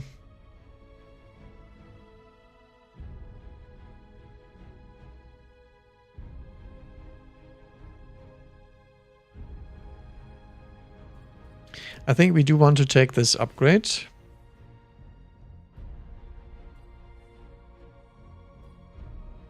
Actually, let's rewind this. I do want another Saber, and we put the anti-interference module on him.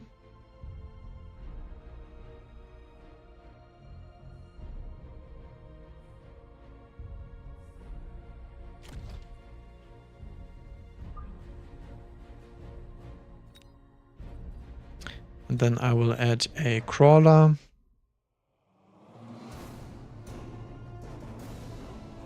Wonder where we put this guy. I think having him later is probably the better idea. But I think then the marksman will actually connect. And I do not like that one. I think we put it in the mid-range for now. More marksman. Okay, I guess I need some chaff here. That's easy to fix. He's gonna snipe this arclight, but I mean... Oh no, he's not. He's gonna snipe a saber. Okay. I was gonna say, if he kills this arclight, I don't mind, because there's nothing to do for the arclight. And this guy is getting good value now because he's level 2. Nice. Tower debuff is blocking this marksman yet again.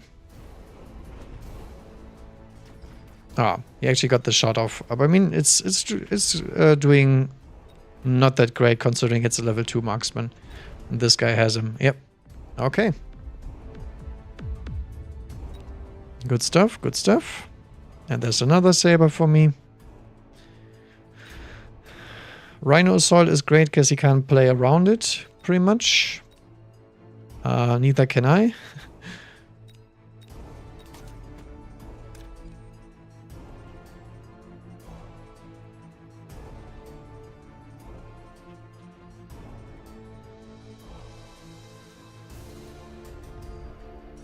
I think I just drop it behind him. Saber in the corner. Cora to the corner.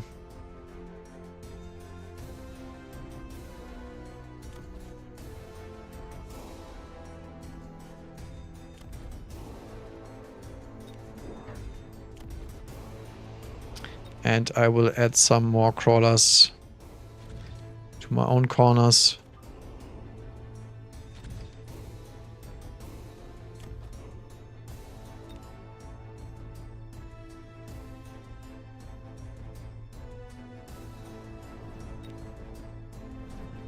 Like so.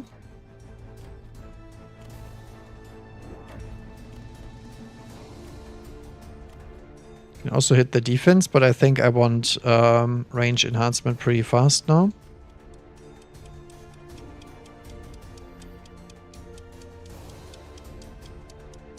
Yeah, sure, attack enhancement, why not? I do want the marksman here to get killed a little bit quicker. Ooh, missile strike. He does not play around the Rhine drop at all. That's super greedy. I mean, missile strike is a great thing to have, but it's not that good. Yeah, that's a dead shield. A dead level 3 marksman. Oh, I dragged some wasp over here. Is this from my opponent here? Yeah, it's from the other side. So there's some air shenanigans happening on the other side. We do get a double upgrade on the sabers. Does my buddy have anti-air? He doesn't have either. Okay, so we're losing the entire round to wasp here. It's gonna take him a lot of time here to get to the sabers, but I mean, it doesn't matter. The wasp have their level up anyway.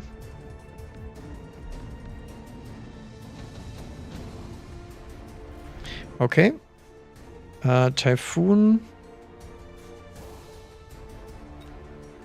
Not really. I want something I would like to play, to be fair.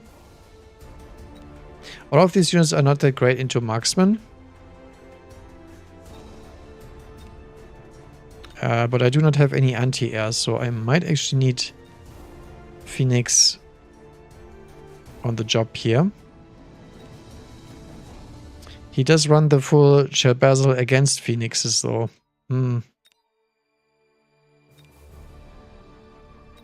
Very weird drop here, to be fair.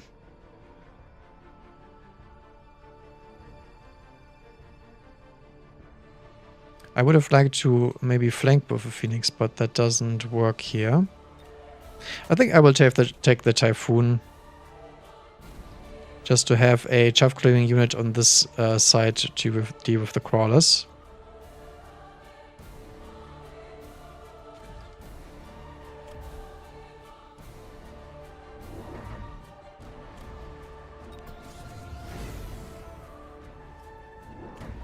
Saber's getting the upgrades.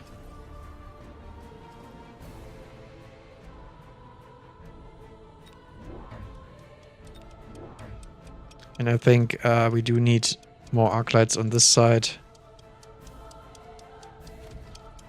With some spitting fangs as well. And see what he does for now. He missiles? He really does not like this crawler in the front here. I'm not sure why though. Oh, he goes Wasp deploy immediately on an Overlord. That's super weird.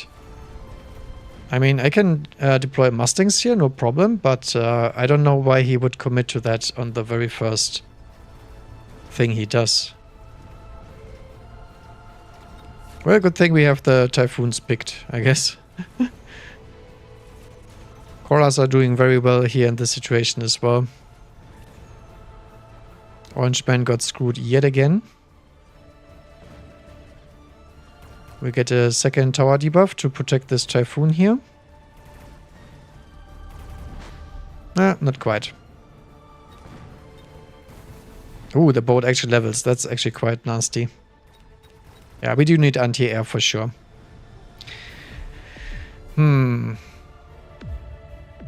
What do we run into this? Could go for Farseer again. Absorption module. Incendiary. I think bombardment is probably in order here.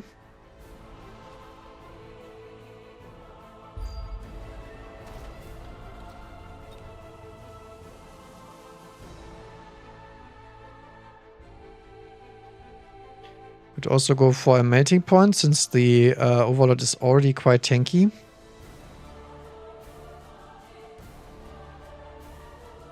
And we haven't committed to our Saber beings yet. But actually I do want to commit to the Saber, so... I think I will go for the Farseer tech yet again.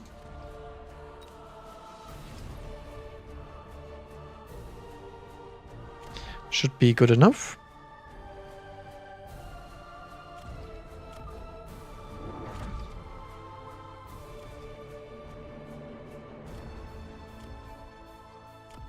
Would like to upgrade this Saber too, but I don't really need to upgrade the Saber because he doesn't have anything on the ground that needs to be killed by Saber Teeth.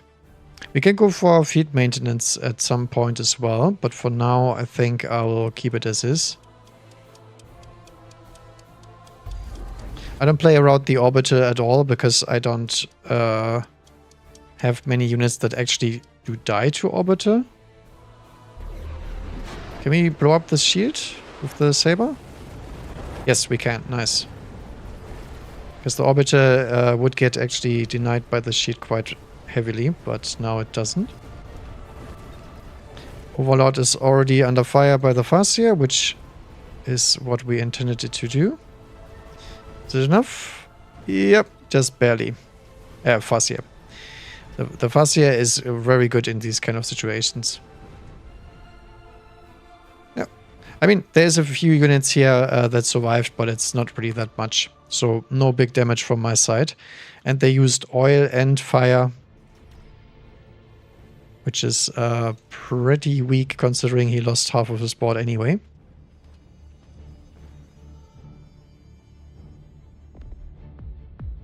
Yeah, okay damage for a full spell turn.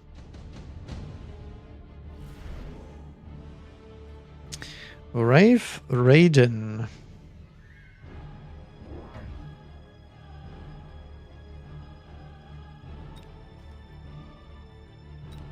And Volcano. Vulcan in aggressive matches I don't really like. Wraith is not that strong into a bunch of marksmen, but it could go okay if we beacon it around here and try to assassinate the tower. Raiden can work quite nicely against all of these units, but he does have photon coating on the Overlord, so EMP is not as strong against him. But he doesn't have any tech to deal with the Raidens either.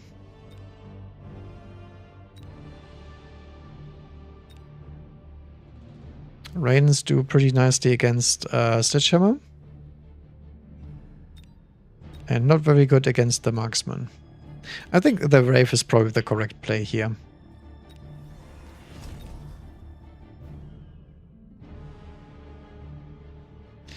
So what we do here is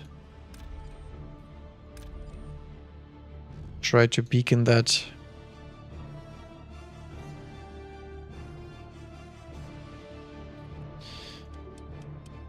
around the tower.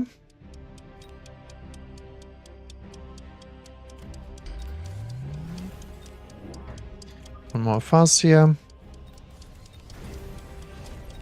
And oh, did not want to fit the Fang there. It's fine.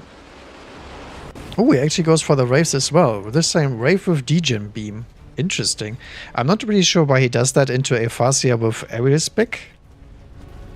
I think that's not the greatest idea. As you can see here, the Saber Teeth are tanking a lot, but they are still dying, so they still need some more survivability. Maybe a double defense upgrade would do it. But yeah, other than that, his board doesn't have any solutions to my board. And the Wraith is actually out of a job already. Well, this guy has range on his Overlord, but not much else. And my dude has charge shot Phoenixes. That's really, really dangerous against both marksmen.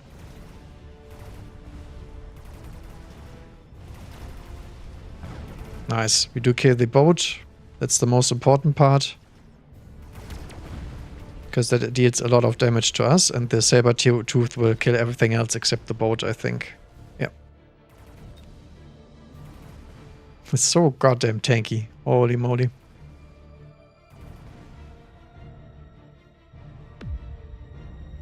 Yep. All of this is easy to deal with when we have range. Iron Beam, probably necessary here. I would like the Nano Repair. But I think the Iron Beam is probably better here.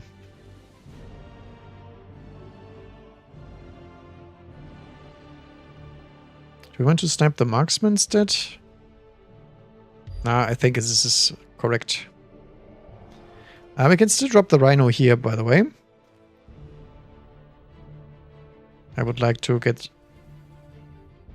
rid of those crawlers. Actually, it's a little bit too far. I can't get it further into that corner. Then we remove the Wraith here. Does he need oilage on the other side? I think oil would be quite nice for him. I think I'm gonna give my teammate an oil here.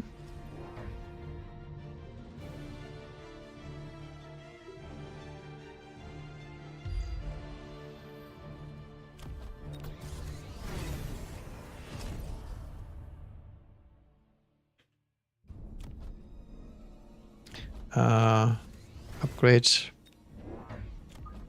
on those guys.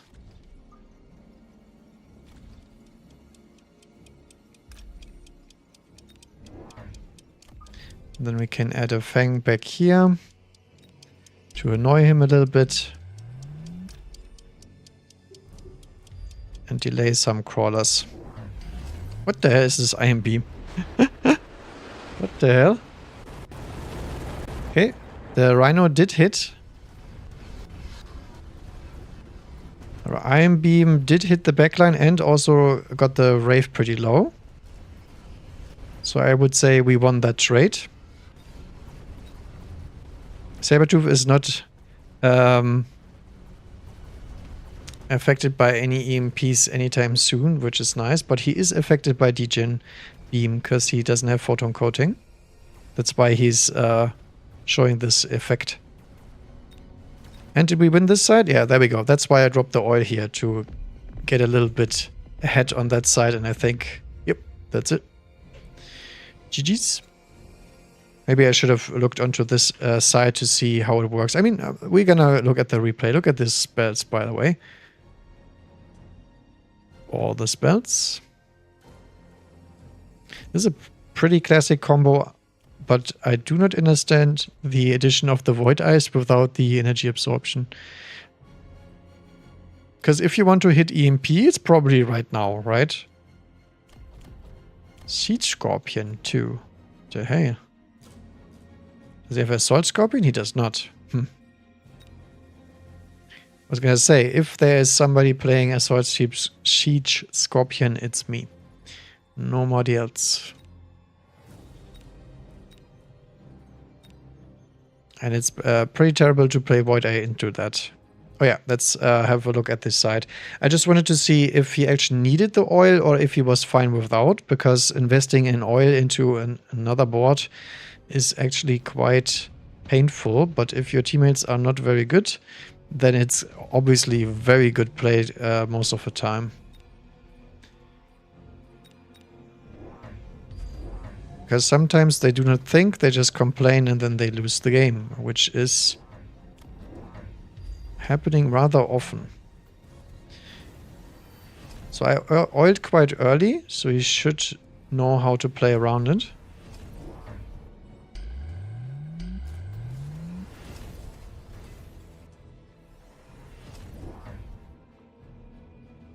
Okay, opponent just went for naked Siege Scorpions. That's such a weird play.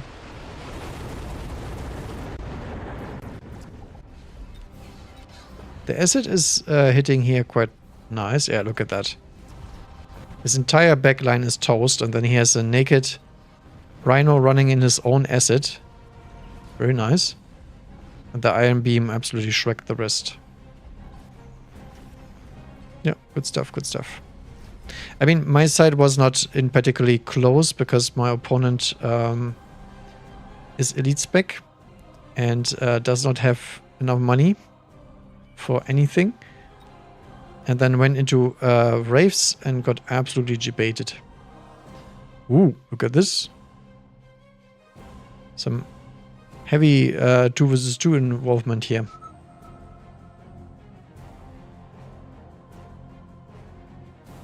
Okay, I think we can fit this one in as well. Very nice.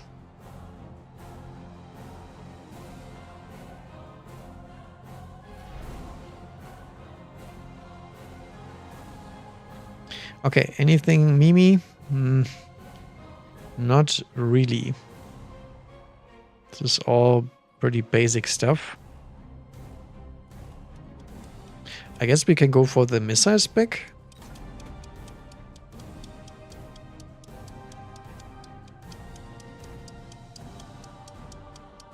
Not the greatest fan of Arclight sledge starts, but I do like them in general. Yeah, Stormcaller. Stormcaller Elite. Interesting.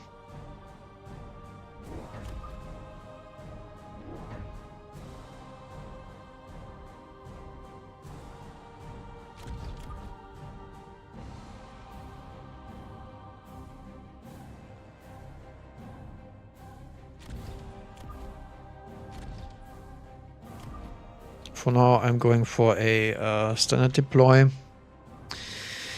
Do we run crawlers into this? I think we have to. So no acid shenanigans for us.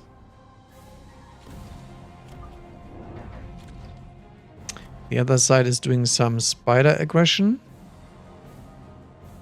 Marksman spec. And he's fortified. Dirty Stormcaller players, look at this. The good thing is, if they both have Stormcallers, we can actually try and beat that with counterattack to Stormcallers.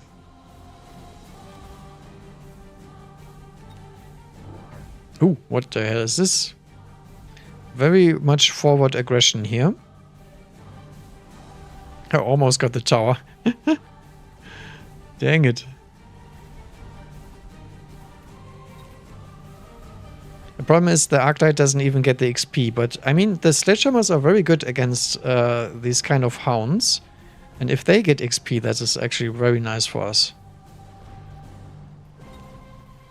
Maybe this is finally the time where we can get regenerating Sledgehammers too. I mean, this one we couldn't win because there was 4 Stormcallers involved.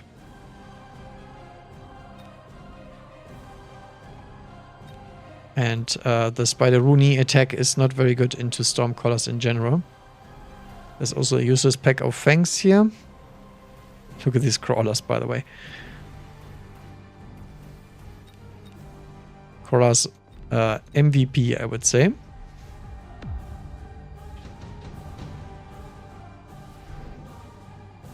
Another missile strike. Now, I think Wasp is probably the correct one.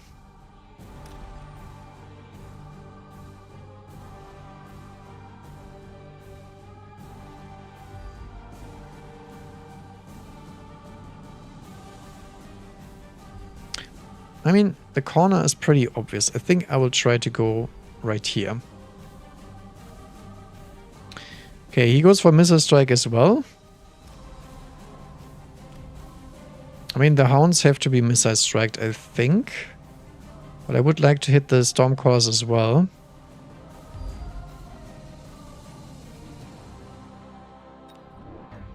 So we're going to add another sledgehammer here.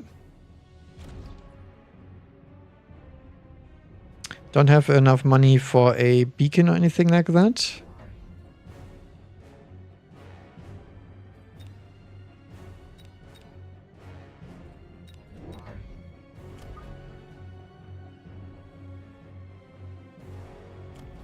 Minimum range is here, so we have to be pretty far forward to get that done.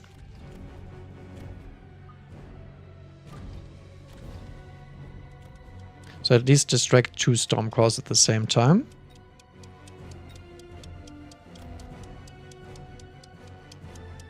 I think we'll save a missile here for sure. Ooh, it's double shields in the middle here. Good play because they play around the missile strike. Bad play because he loses both towers. So I'm not sure if that's worth your pay. Because the Stormcallers will never leave the shield. And as such, the Wasp will kill the shield and the tower. And that is worst case scenario if you're deploying shields. You need the shields to survive. This guy is safe, but this should die. He also gave me loads of XP on my strategies.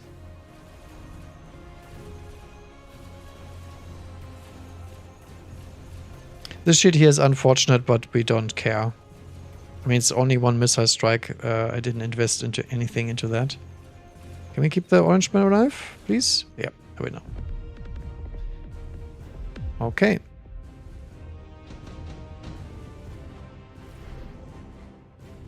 We can also go into our own Stormcallers. They do pretty fine against dogs. Additional deployment slot is pretty greedy to pick in these kind of scenarios, but we're playing pretty standard, to be fair.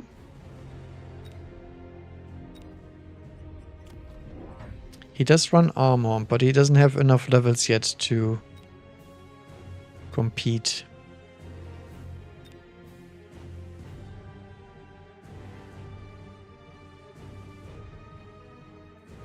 Yeah, I think I have to skip because we do have so much investment cost here that we need to do this turn. We have the sledges to upgrade.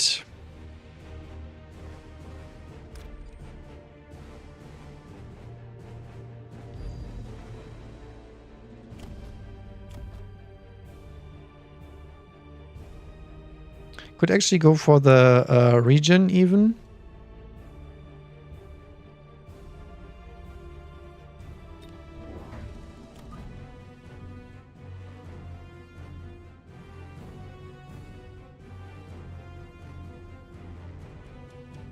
I was gonna say there's a triple split there. I can feel it. And I think the beacon is still okay. Also defense enhancement. Look at the amount of hounds here. My Gideons. Okay, so I guess we have to go Mech Rage Sledge into that. This time they didn't shield anything here.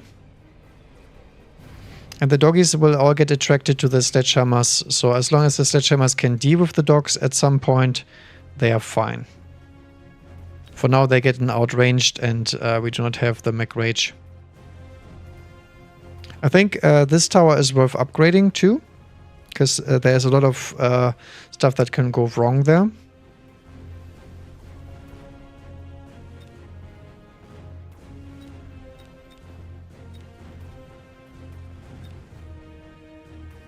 Our teammate is not doing well here. Still getting wrecked by Stormcallers. Ah, didn't get the tower. Sledgehammers are not very good at killing towers. That's one of their big problems. Rhino. I think Rhino is actually pretty nice. The problem is there's air in the drops, and air is very strong into this. I think I have to go for the Wasp here. Try to kill those doggies in the corners. 1, 2, 3. 1, 2.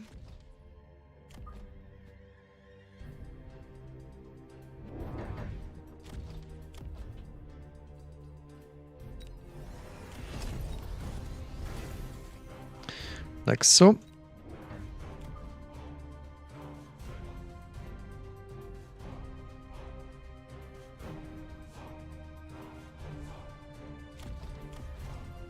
Good old quadruple splitting crawler here.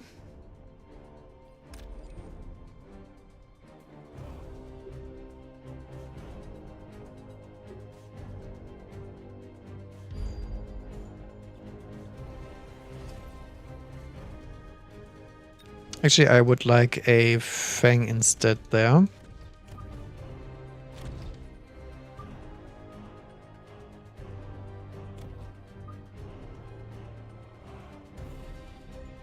Where do we want the crawlers?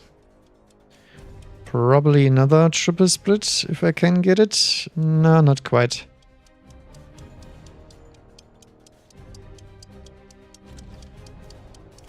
I think a double is okay. I think this crawler should be missiled here, but I'm not going to do it this turn. Ooh, he's going full Wasp. He does have range and anti-air, doesn't have shields though, so my Wasp are stronger in a duel. Interesting though that he commits fully to the Wasp.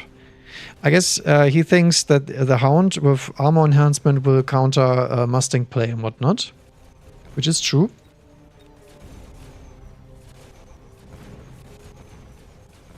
But if we just go air, I think we are good to go. It's a huge swing turn though, because we don't have enough anti-air on the board yet. And he's elite spec, so he has some nasty XP advantage. Yeah, other side is still not doing too hot.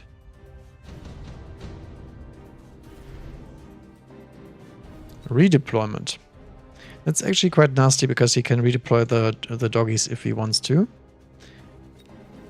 Mass Produce Wasp is not the play. Core Wasp could be good, but I think putting the core on a sledge instead is more value.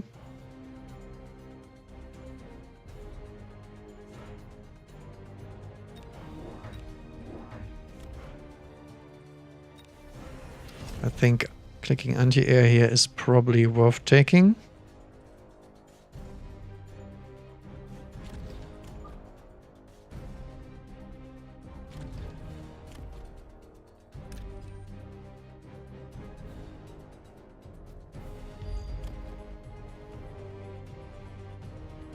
The good thing is the jump drive doesn't really matter unless he jump drives this tower. I guess then it does.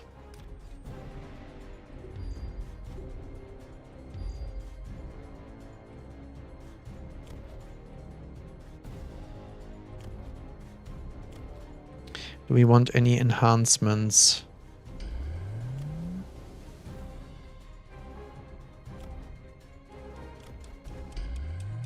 I would like some techs here on the sledgehammers and whatnot, but yeah, I think I have to go range this turn. Otherwise we will get decimated too early. He goes anti-air on the Wasp too. Okay. I guess I should have clicked temp range as I wanted to.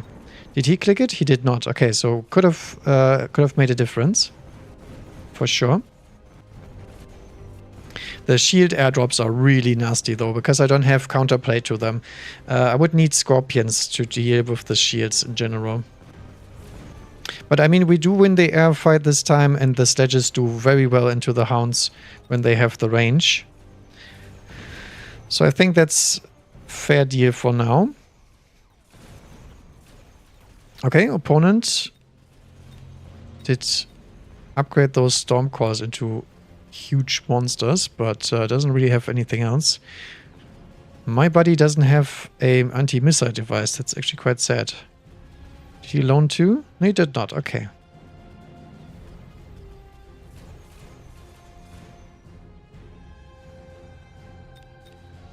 The point is my sledgehammers do need to out-carry the dog blob here. That's the main idea. Bombardment.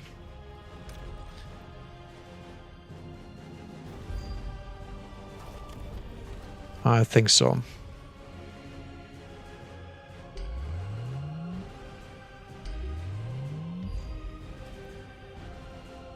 Wasp bomb also very nice because I took it earlier.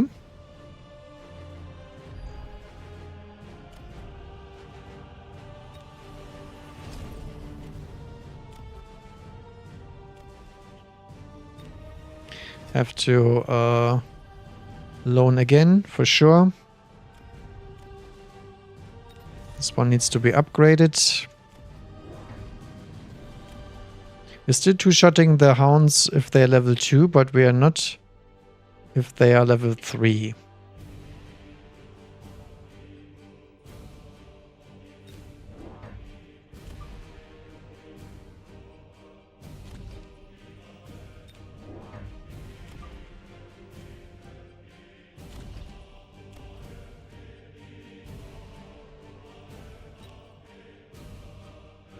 Look at this, the freaking value-heavy armor crawler. I like it.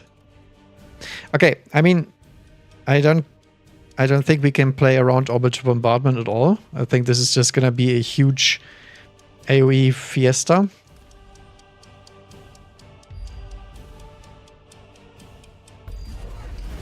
Yep.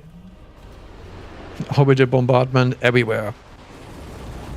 He did not commit to range though, so our wasps are actually really, really strong against him. And he still doesn't play around the freaking wasp here. This is crazy to me that you died to this twice, but okay.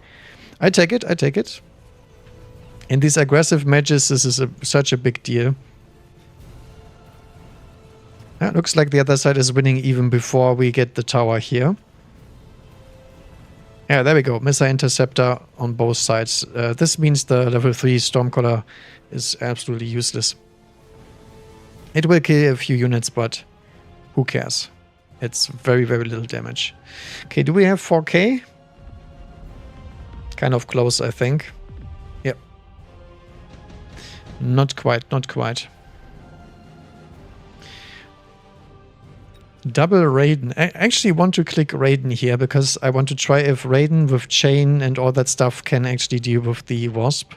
The problem is he has a high probability to click range and anti-air himself, so meh. Very, very meh.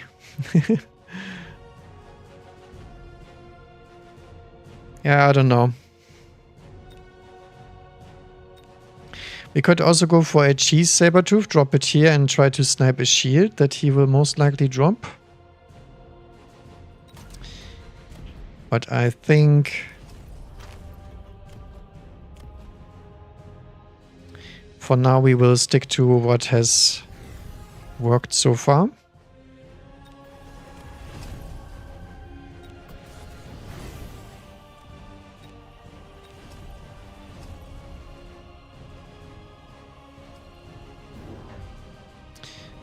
Can we split even more chaff? Maybe.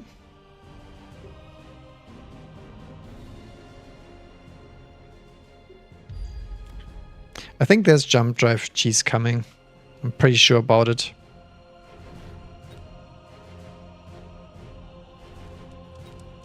So what we are doing against jump drive cheese. is ignoring all the sensible plays and just drop a bunch of missiles everywhere. No jump drive, okay. He's going hackers.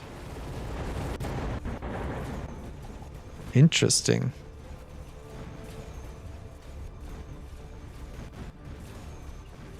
We'll see how that works out. I mean, he's gonna get some sledgehammers for sure. And I'm not very good at killing sledgehammers, so that's a good play on his part for sure.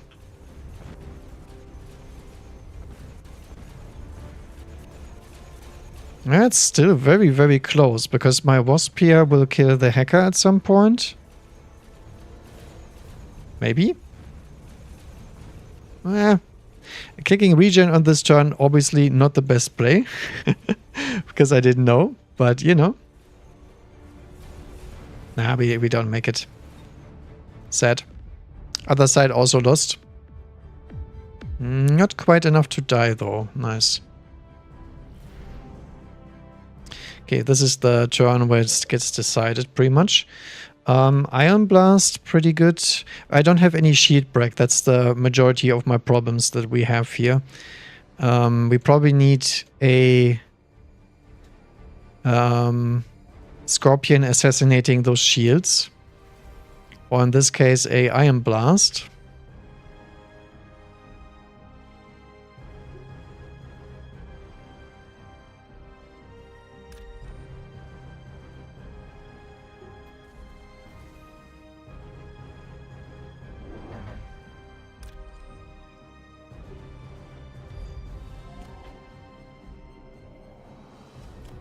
What can we do against the hacker? I think I will go for the good old Void Eyes.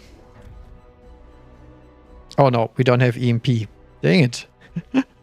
Damn it, I thought we had EMP on this account. We do not. That is no bueno.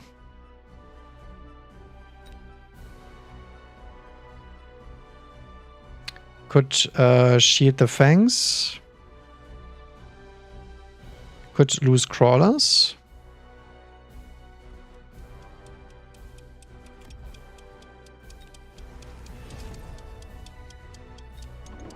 I think I want the shielded shenanigans. It didn't hit the power button. I should have done that. Okay, I got double iron beam. Never mind. I will lose this round for sure, no matter what I deploy.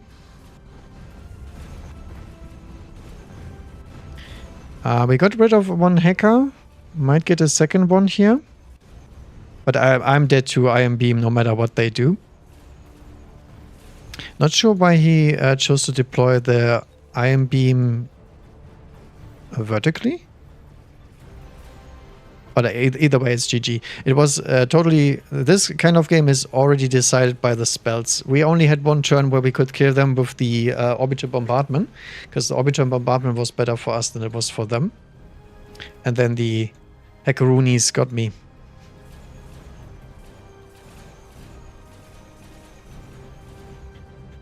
GG's.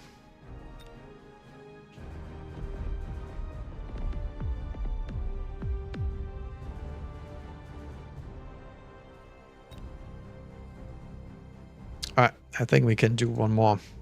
3 MMR. Big losses right here. But in the end it doesn't matter. I don't play 2 vs 2 for MMR whatsoever. And most of the time the MMR doesn't even affect the matchmaking very much. Do we want to... Maybe I want to have the anti-tank shields.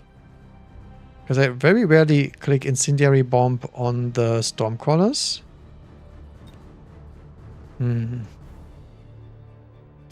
Maybe. Oh yeah, Mountain Tax. I completely forgot. I think Smoke Bomb is not great.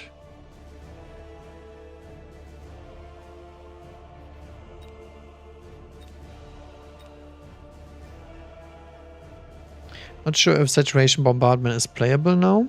Maybe it is.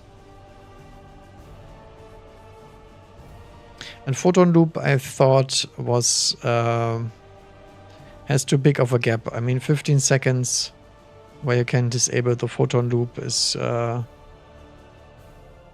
think, too much.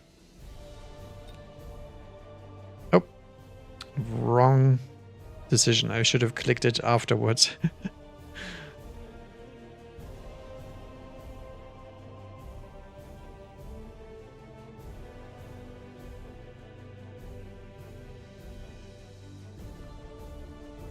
Okay, let's see if we can get a proper setup this time.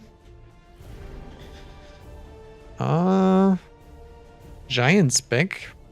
Might be mass-produced worms on the horizon. Maybe even mountain play. I think giant spec sounds the most fun here. I hope we do get to get them online.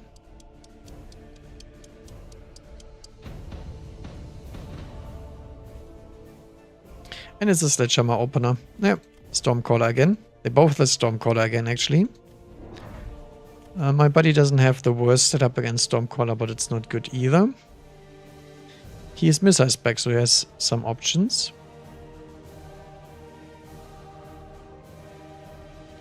We don't have very good chef clear, but we do have some chaff to stall. I think this is just normal deploys for now.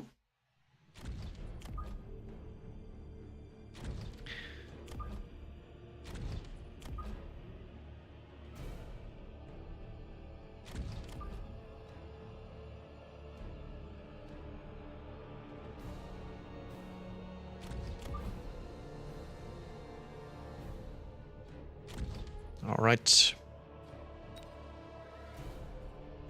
Supply spec means they can air cheese, but it's not that great into a bunch of fangs and marksman. Other side has marksman spec, so it's just normal 201 gameplay here.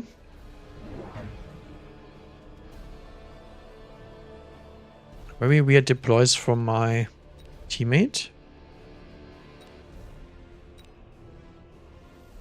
Does have full defensive sledgehammers. Interesting.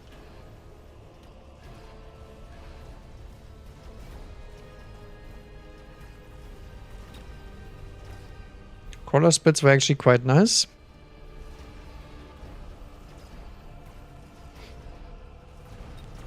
Yeah, the only thing we do need is Stormcallers for ourselves. Or some sort of DPS unit that can deal with the Arclight Stormcaller. Could be air units as well.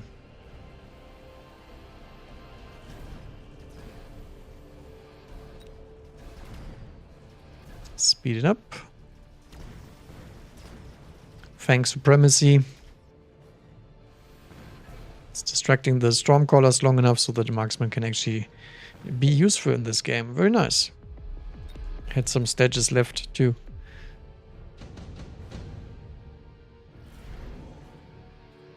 Okay.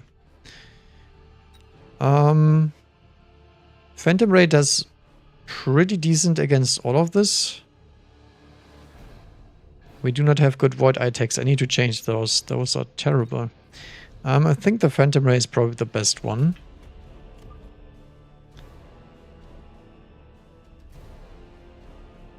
One, two. It's decent against the Brave. It's an air unit. We could go for Volcanoes here. Or we delay the giant for a turn. And go for our own Stormcallers.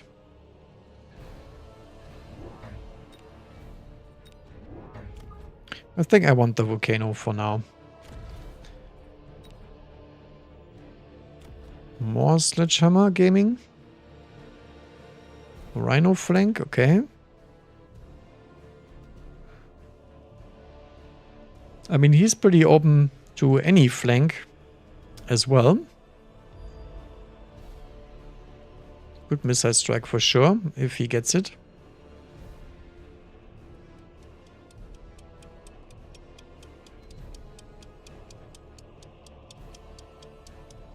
some little hidden marksman behind here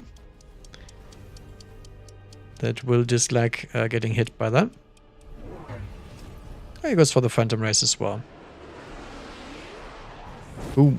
Nice. So high value missile strike. The Rhino is pretty much dead on arrival because marksmen exist. And then our Vulcan hopefully will chaff clear fast enough so the Phantom Race can fight his Phantom Race. We do have reload time here. Looks like we're not winning that one.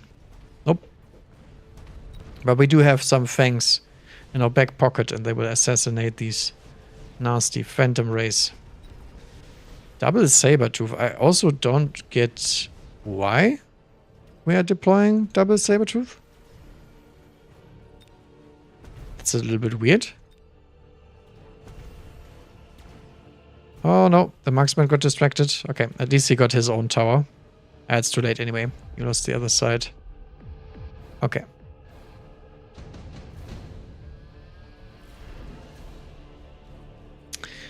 Extended range marksman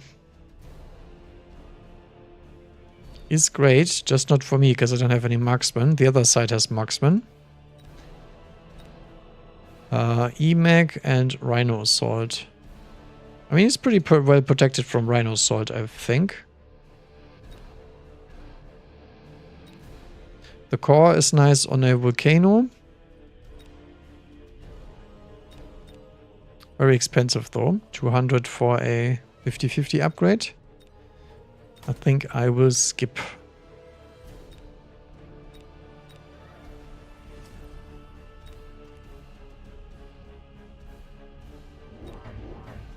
So second Volcano it is. So we have the chaff clear covered pretty much on the map. And we will also go for a crawler bacon.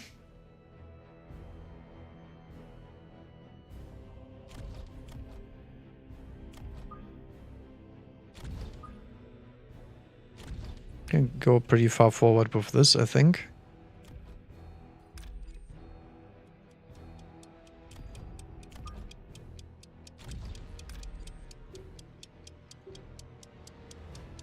Like so.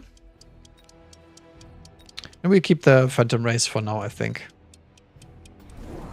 He also keeps them. Oh, blind missile. This guy is playing around a lot of stuff that is really odd. Because why would you missile that one? I think I should have split. I was actually thinking about splitting the crawlers a different way. But I didn't, in my wildest dreams, think that he would missile this. Because it's not a great play in the first place. And he does go for extended range marksman too. Okay. So here's a lot of deploys that are not very good in the late game now. And but we do have a bunch of medium-sized units that the Vulcan can't deal with yet. So we're still missing our DPS unit that I was talking about.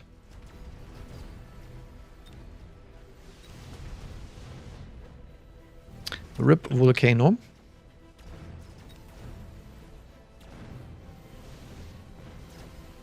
I mean, I could have gone for the extended range marksman as well, but I already played that comp 1,000 times. Oh, not the Vulcan. Dang it, he didn't get the saber. That would have been great XP. I didn't get the level up either. Okay, was Swarm. It's pretty decent actually.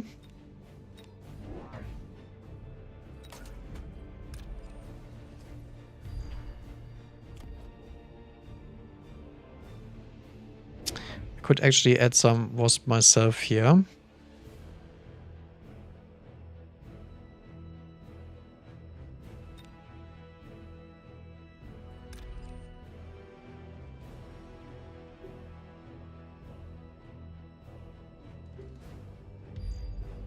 Oh, that is not the correct beacon.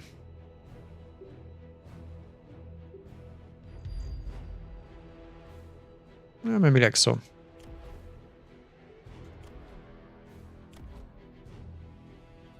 Do we sell out of the...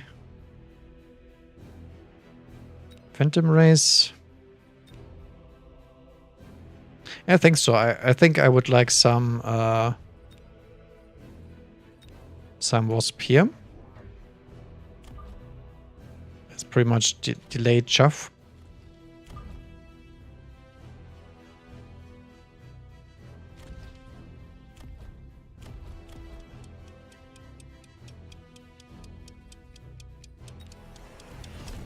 And then we will add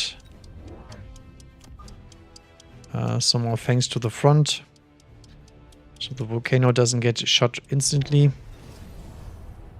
He did not level the Phantom Rays. It's actually not a good idea on a Wasp term, I think. The Wasp should do quite nice against that. He doesn't even missile my Crawler this time. Very weird stuff, to be honest. No reason to missile it last turn and not this turn. But the Wasp will get some decent value here, because we stab his tower, and these Wasp here are just blocking the extended range marksman. Hopefully our Vulcans can get the job done this time. But he also has range on the Vulcans, so should get some nasty XP here on those marksmen. Yep, he did. I didn't try to get it. This guy here is not close, but this guy actually got some XP from the middle here. Good, good, good. Maybe I should have taken the item when we had the chance.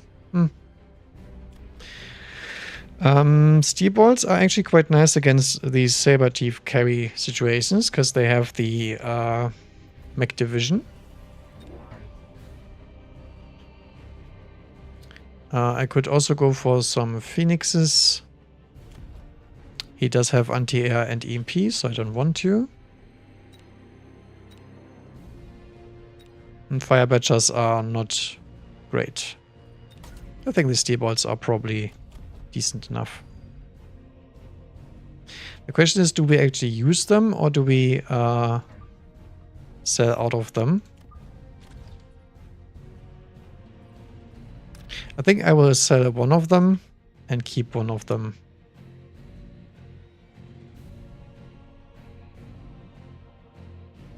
And then we send it down the middle.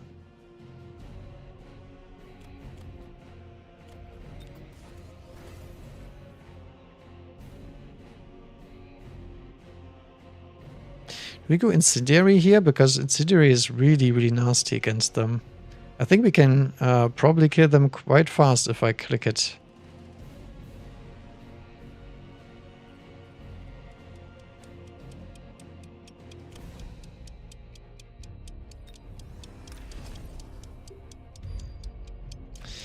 I think it is correct to do so.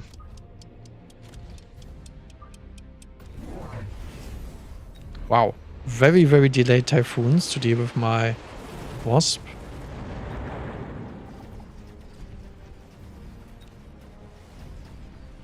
Oh, look at this. Absolute meat grinder for the Vulcan. Holy moly, that is great setup for him.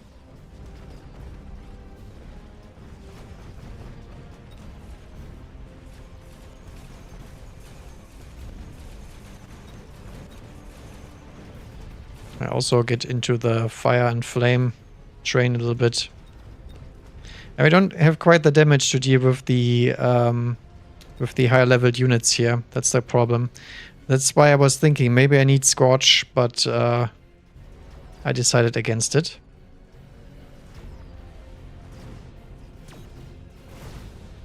And we do have our buddy over here with all the marksmen. So all I'm concerned about is actually just clearing the chaff. If I can clear the chaff, he can carry later, because he does have the correct setup to carry. And he also picked the extended range, I think. Vulcan Descent. I think we have enough Vulcans for now. This is so sad. Look at these levels. Can go for Absorption Module. Makes the volcanoes very, very tanky.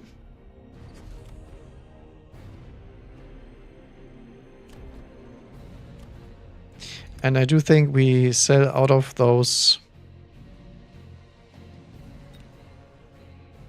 and get some big boys on the board, since we're giant spec after all. Could also go for Raiden. Not sure what the correct answer is. The Raiden is decent against Typhoons. It's not the greatest.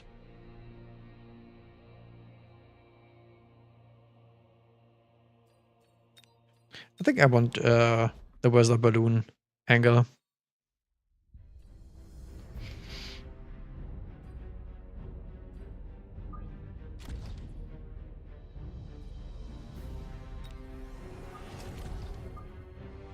Since we do already have the necessary chaff clear in order.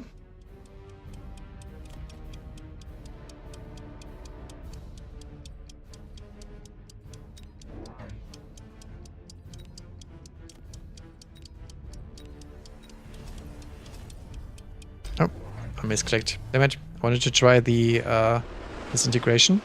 But it's okay. I think we will manage. The missiles will be nice there. Look at that blob. Huge missile blobbage. Actually one-shots one of the sabers there. And the thing is, the Hound fire extinguisher tech here is bait, because we already have a bunch of Vulcans on the field. And if you clear the fire, the Vulcans will fire a second servo and the dogs are dead by that point.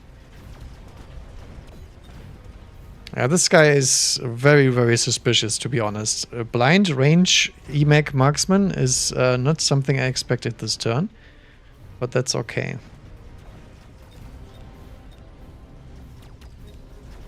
It's a very easy solution to that one. Oh, actually got out-carried. Wow. Did not expect my buddy to lose the sight on this turn. What happened? Something different than usual? Not really, I would say. Looks pretty much like the same board as before.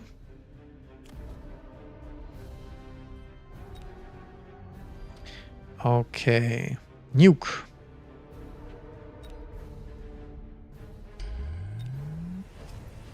Do you think he's gonna win if we nuke? Yeah, I think so.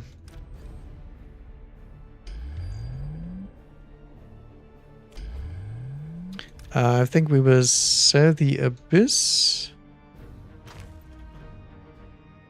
Because I might get nuked as well.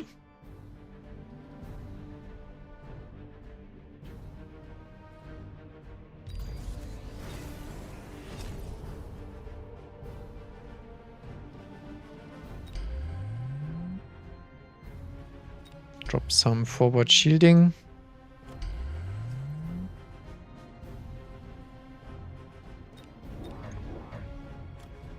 And we add a bunch of things.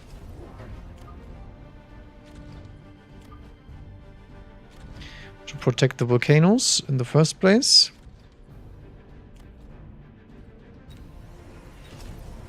And then we max out on damage.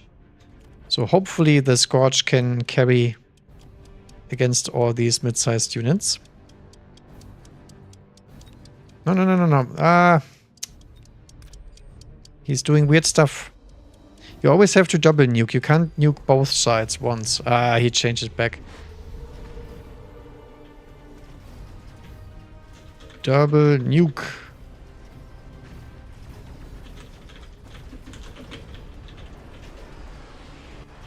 That's the problem. Half of the stuff gets shielded, half of the stuff gets shielded. If they wanted to, they could actually double shield all the stuff. That's why we're trying to nuke in the first place, to hit stuff. If we hit shields and we can't break shields, then the nuke is not worth anything. Yeah, the volcano is gonna get absolutely EMP'd here.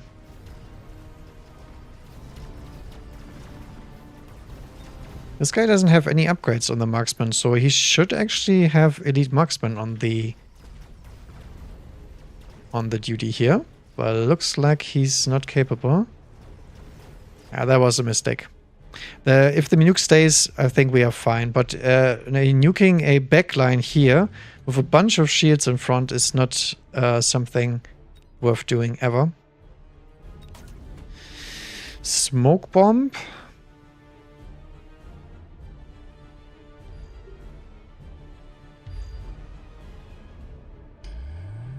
Yeah, somewhere in the middle here.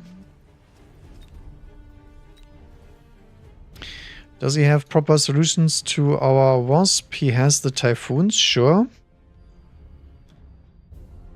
Can we cheese with a bunch of Wasp? Because I think the Mustangs on the other side died last turn, right? Or was there Typhoons left? I do not quite remember, to be fair.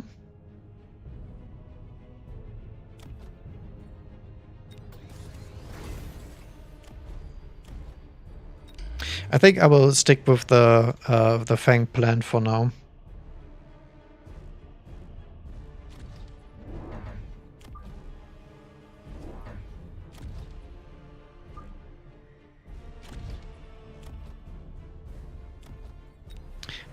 The issue is we had a good chance last turn. This turn, I'm not sure about it. There's one Typhoon here. Yeah, I think I will add my Wasp to this side.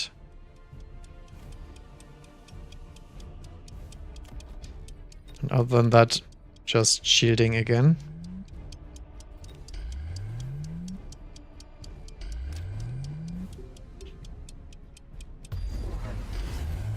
Yeah. Oh, I clicked outside of my screen. That's why I didn't get the Wasp in here. Yeah, this is nothing he can play around because I did do it last second. And he already entered end of his turn there.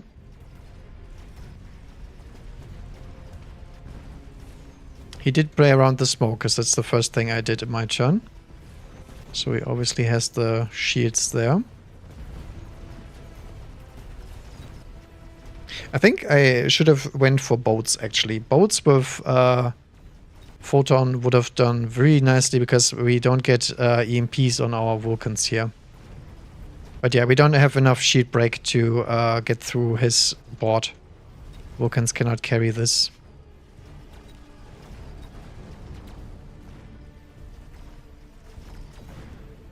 Not quite sure what's happening on this side. Probably just the upgrade issue, because he has the better setup against him.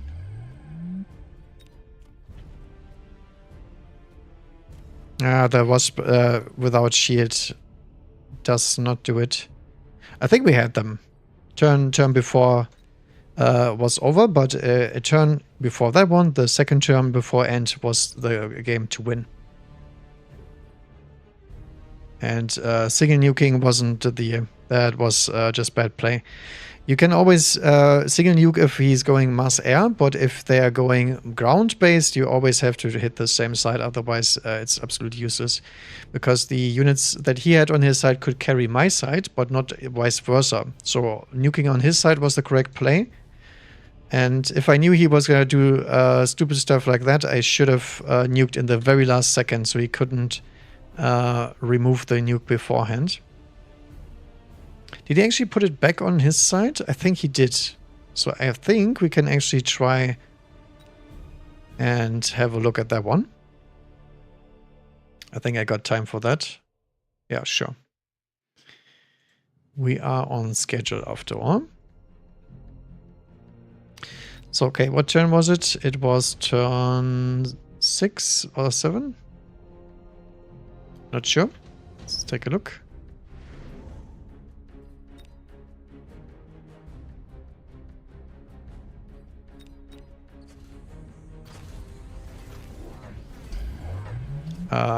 No, this was the turn before that.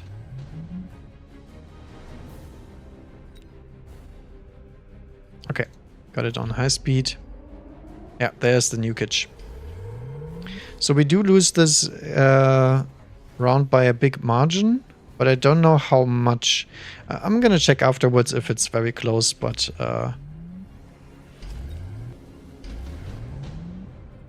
okay, take the nuke.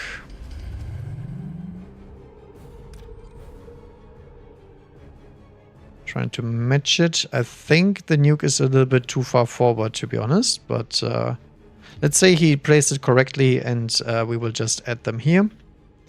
I did say the Abyss because I was feeling I was gonna get nuked as well.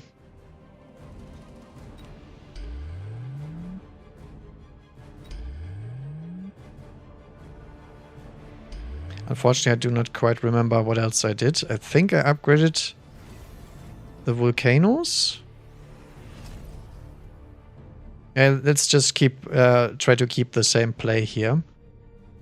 Otherwise, we can't tell. Not sure what I did in terms of units. Did I just deploy more chaff? I do not remember, actually. Okay, let's say I deployed some fangs. I think that's probably accurate.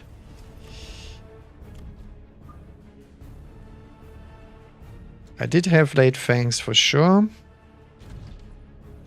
I don't think I clicked shields that turn. But I clicked something like this.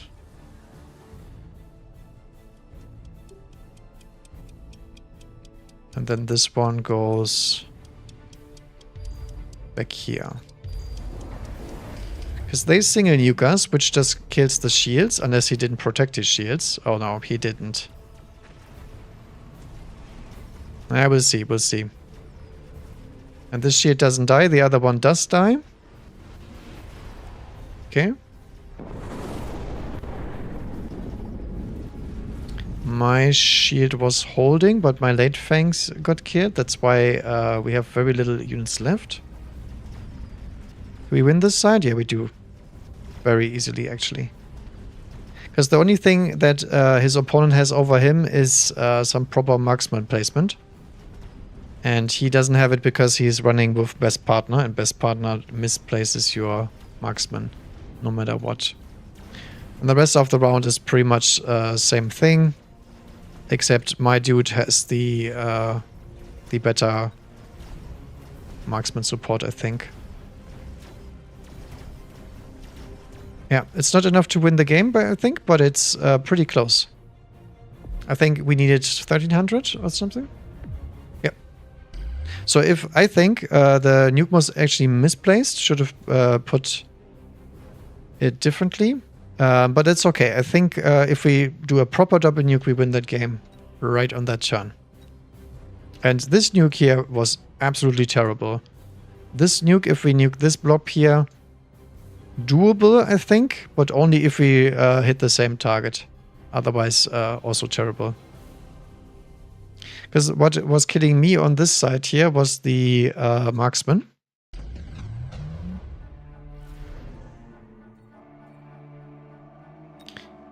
Unfortunately, I cannot replay this because we have to get 2 nukes in the same spot.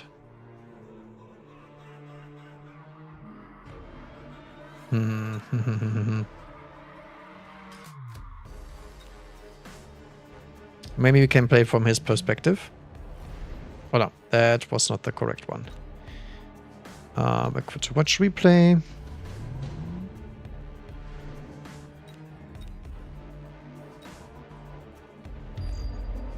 The entire point of abusing spells in 2 versus 2 is being very annoying with them and doubling the amount of nukes.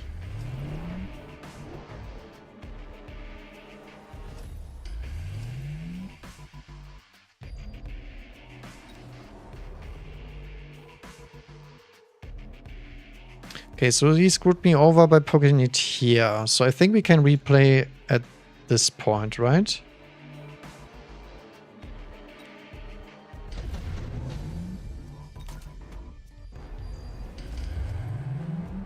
Yeah.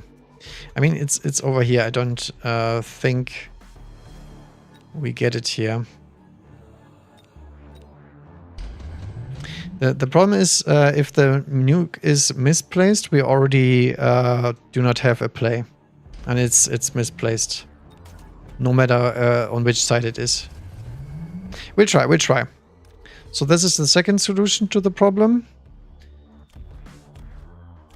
I hope it's on time, but this marksman is out of the nuke already, which is really bad, because it's one of the major problems here. So either we do this or this. This could also work. The problem is my board state does not beat the marksman here. So if he loses this turn, I think we die still. because fangs are not great in a cross map play. And what did he do on his turn? I hope he did shield. Oh yeah, he did those shields that didn't do anything. So the problem is he doesn't have a front line, so the shield will get popped too early. Let's try and play this properly. Oh, this is a little bit too far forward.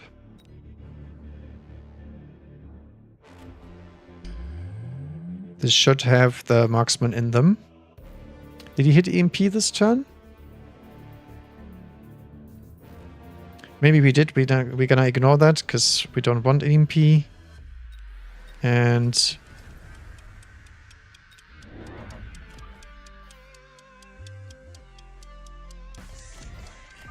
just anything to protect the freaking shield. And I guess we do an upgrade here. I still had some money left.